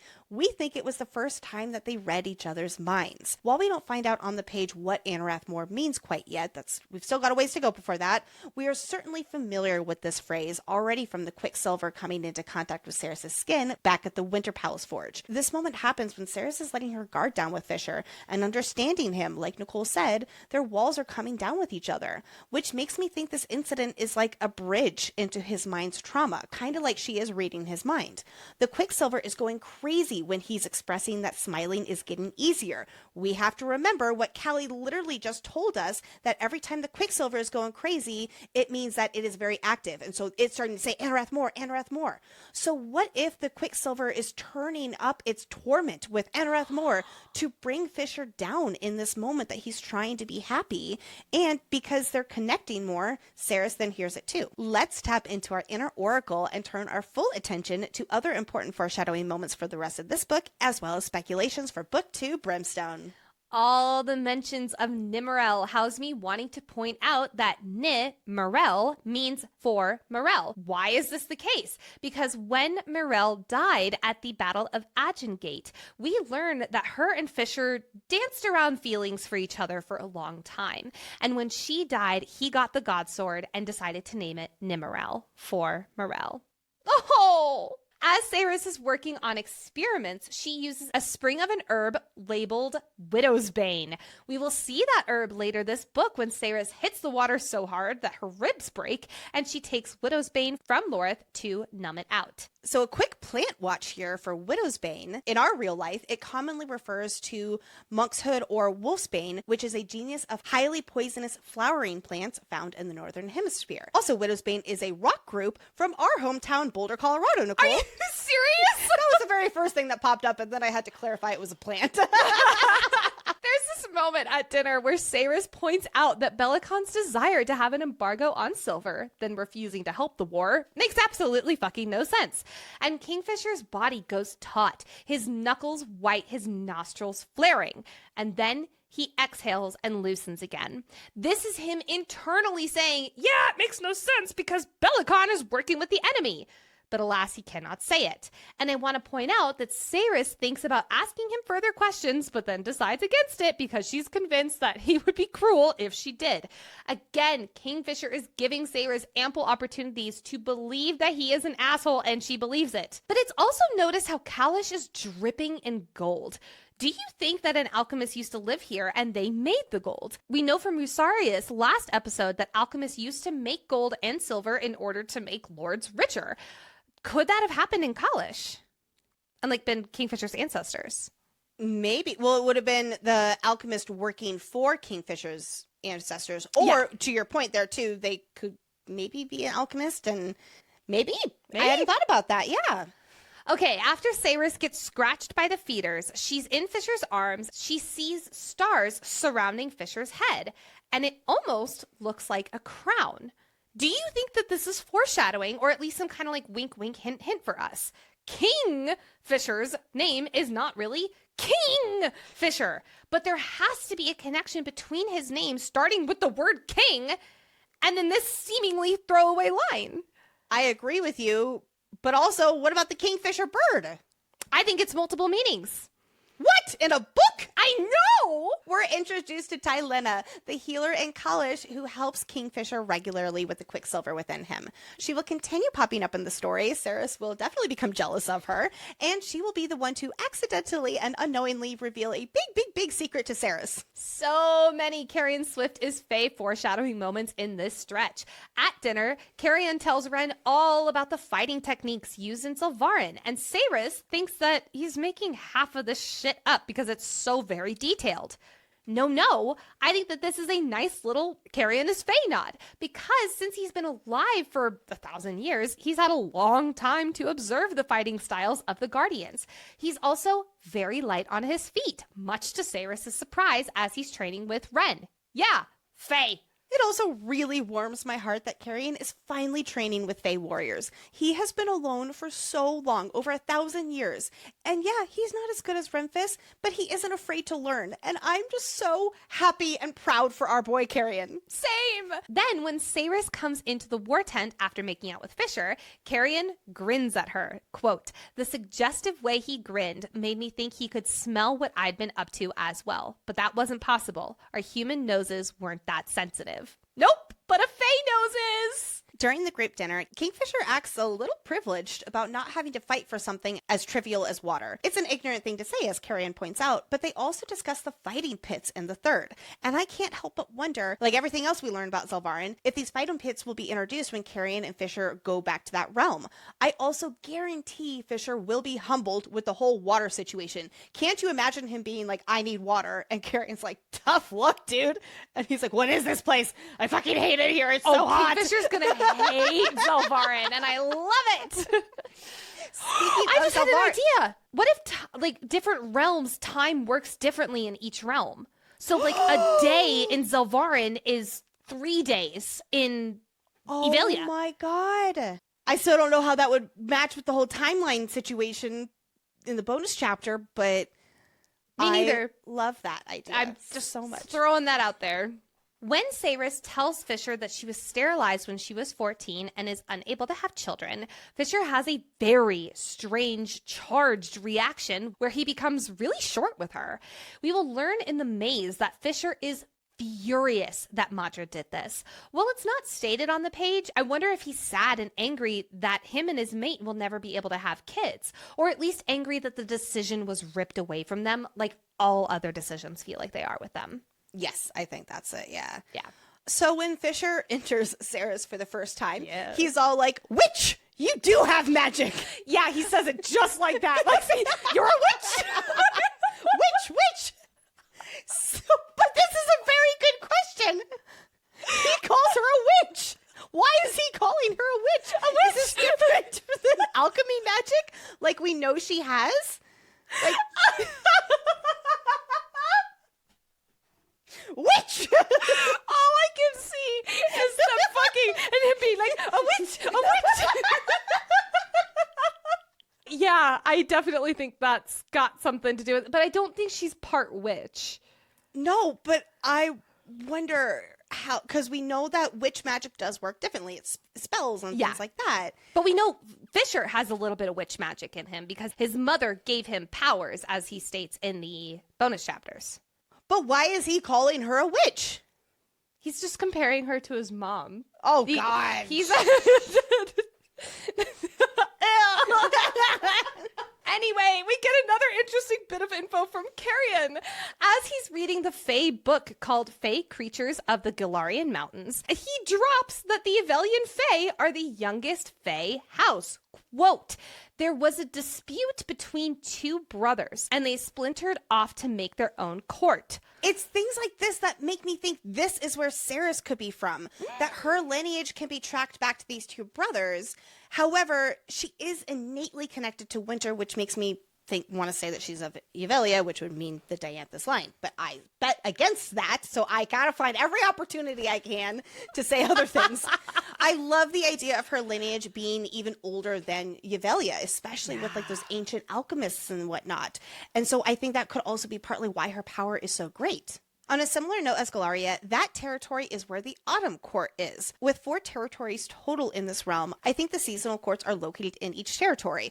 Yvelia is the Winter Court, Galaria is the Autumn Court, Sanus Roth is a wasteland, so I don't know which court used to be there, but Lycia is either spring or summer. It definitely has some beautiful looking trees on the map. We get the infamous Kingfisher "Don't call her Sunshine" monologue. When shutting down Carrion calling Saris Sunshine, Kingfisher says Carrion shouldn't call her that because, quote, "She is moonlight, the mist that shrouds the mountains, the bite of electricity in the air before a storm, the smoke that rolls across the battlefield before the killing starts. You have no idea what she is, what she could be. You should call her Majesty." Whoa, okay, Majesty. Nice foreshadowing there for us readers for her being the Queen of Sanusroth at the end of this book. But why does Kingfisher want her to be called Majesty? Other than the literary foreshadowing that maybe Saris being royal in more than what she just is in Sanusroth, being Dianthus and all this kind of stuff, I don't think Kingfisher would know anything about that, though. Actually, I'm positive Kingfisher wouldn't know anything about that, though, since the only way he would know would be probably from the Oracle mom that he had, but he does mention how Saris was only mentioned towards the end of the book she left him. So I don't know. But I also think that it's rich that Kingfisher is saying this to the sole heir, at least that we know of Dianthus. Let me also just point out how much he believes in her here. He knows what she is capable of. Like, not actually knows it, but knows that she is capable of so much.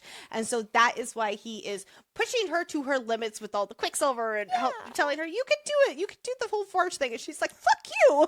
God, I love him. Oh, my God. All the blood, sex, drinking foreshadowing that we're going to become very familiar with early next episode. We finally get the first on-the-page mention of Cerise. I don't know if I am pronouncing her name correctly. Queen of the Lycian Fae, who we have talked about in the pod, but I gotta dive into this here. Her mother saved her life when she was a child, and 180 years later, her mother was murdered, and the daughter rose to power, deciding to live forever. She takes tonics and elixirs and is rumored to drink vampire blood to extend her life. Almost 3,000 years have passed since her mother died, and Cerise doesn't look a day over 30. Meanwhile, her mother's spirit has been chained to her, like it was a soul binding, forced to witness the world of the living without being able to interact with it. Also, the name Cerise sounds a lot like our FMC, just pointing that out. Well, and remember that Everlane called her Lys before she knew her name was Saris. Yeah. How interesting! How very interesting!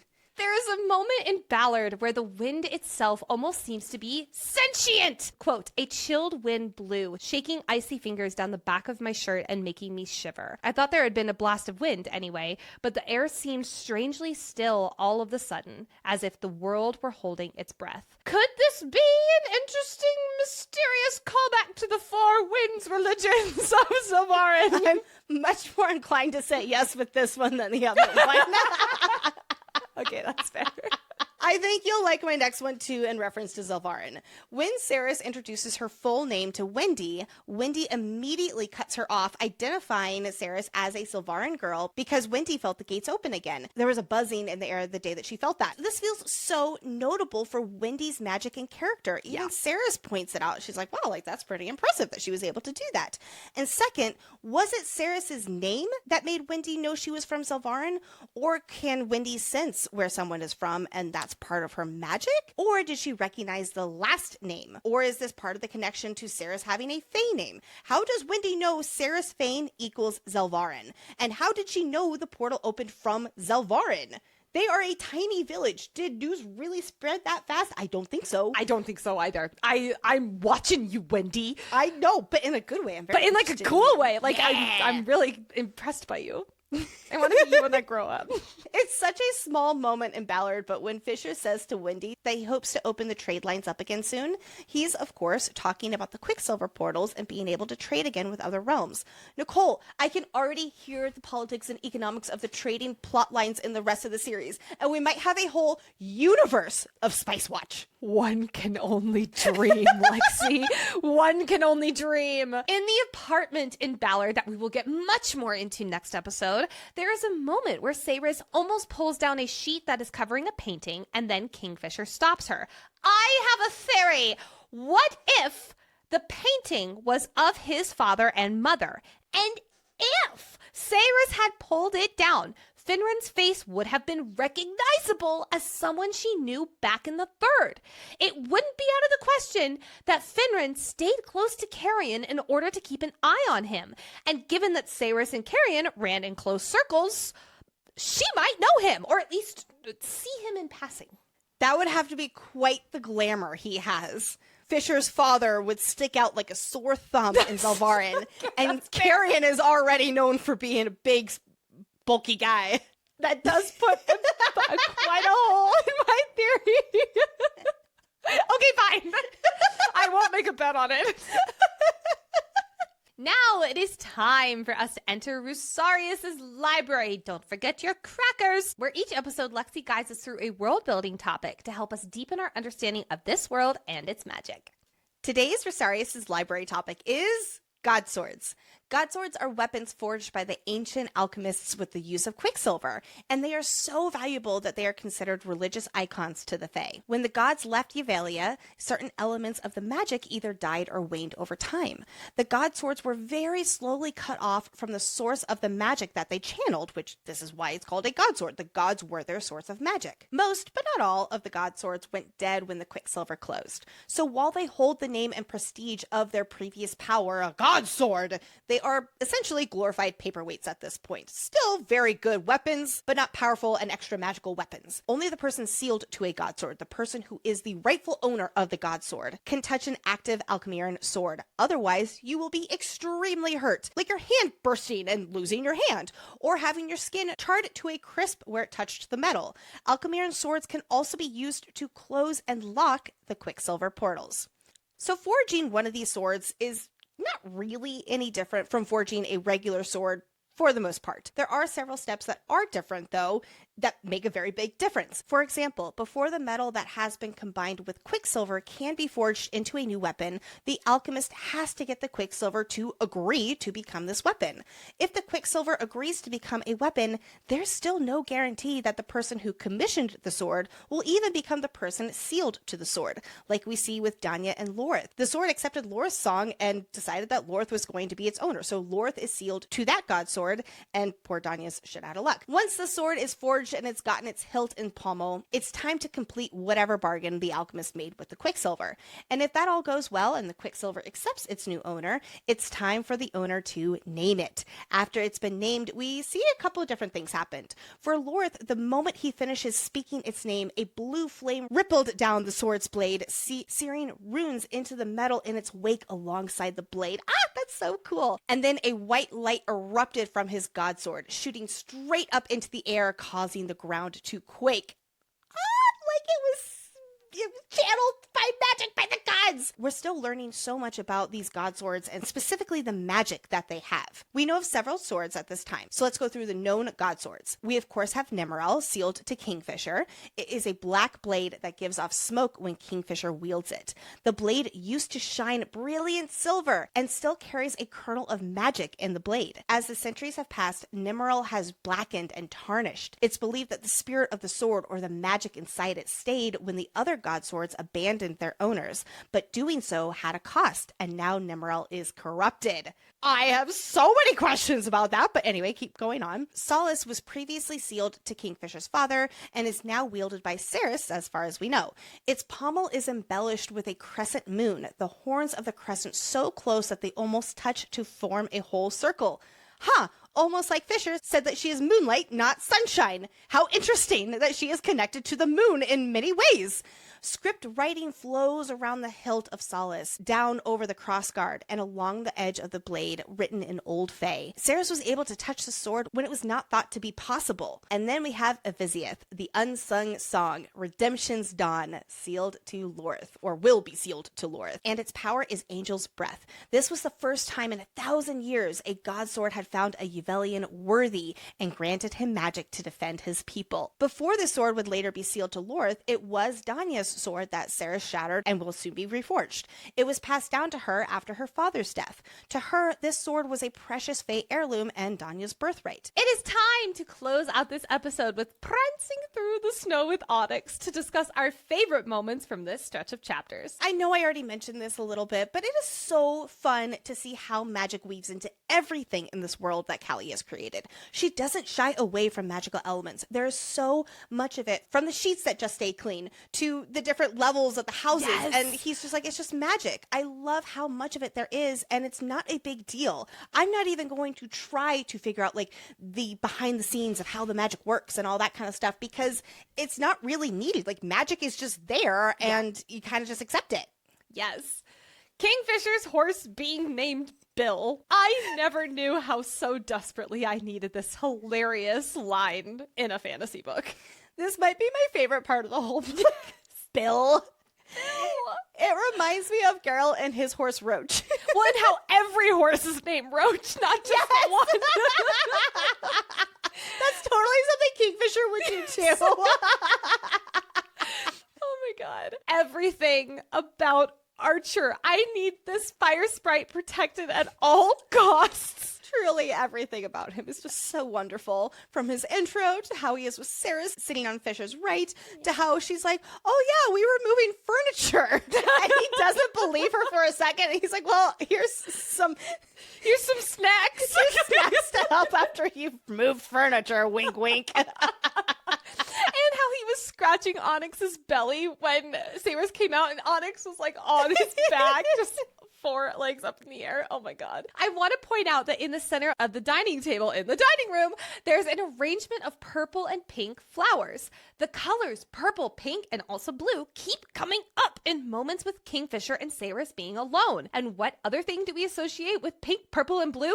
The Osha butterfly. Oh, so good. While at dinner, Saris looks at Kingfisher's canines and gets like super turned on. And then Kingfisher smells it. And then he opens his mouth a fraction wider, pulling his top lip back to reveal more of his teeth. And all I can picture is like, him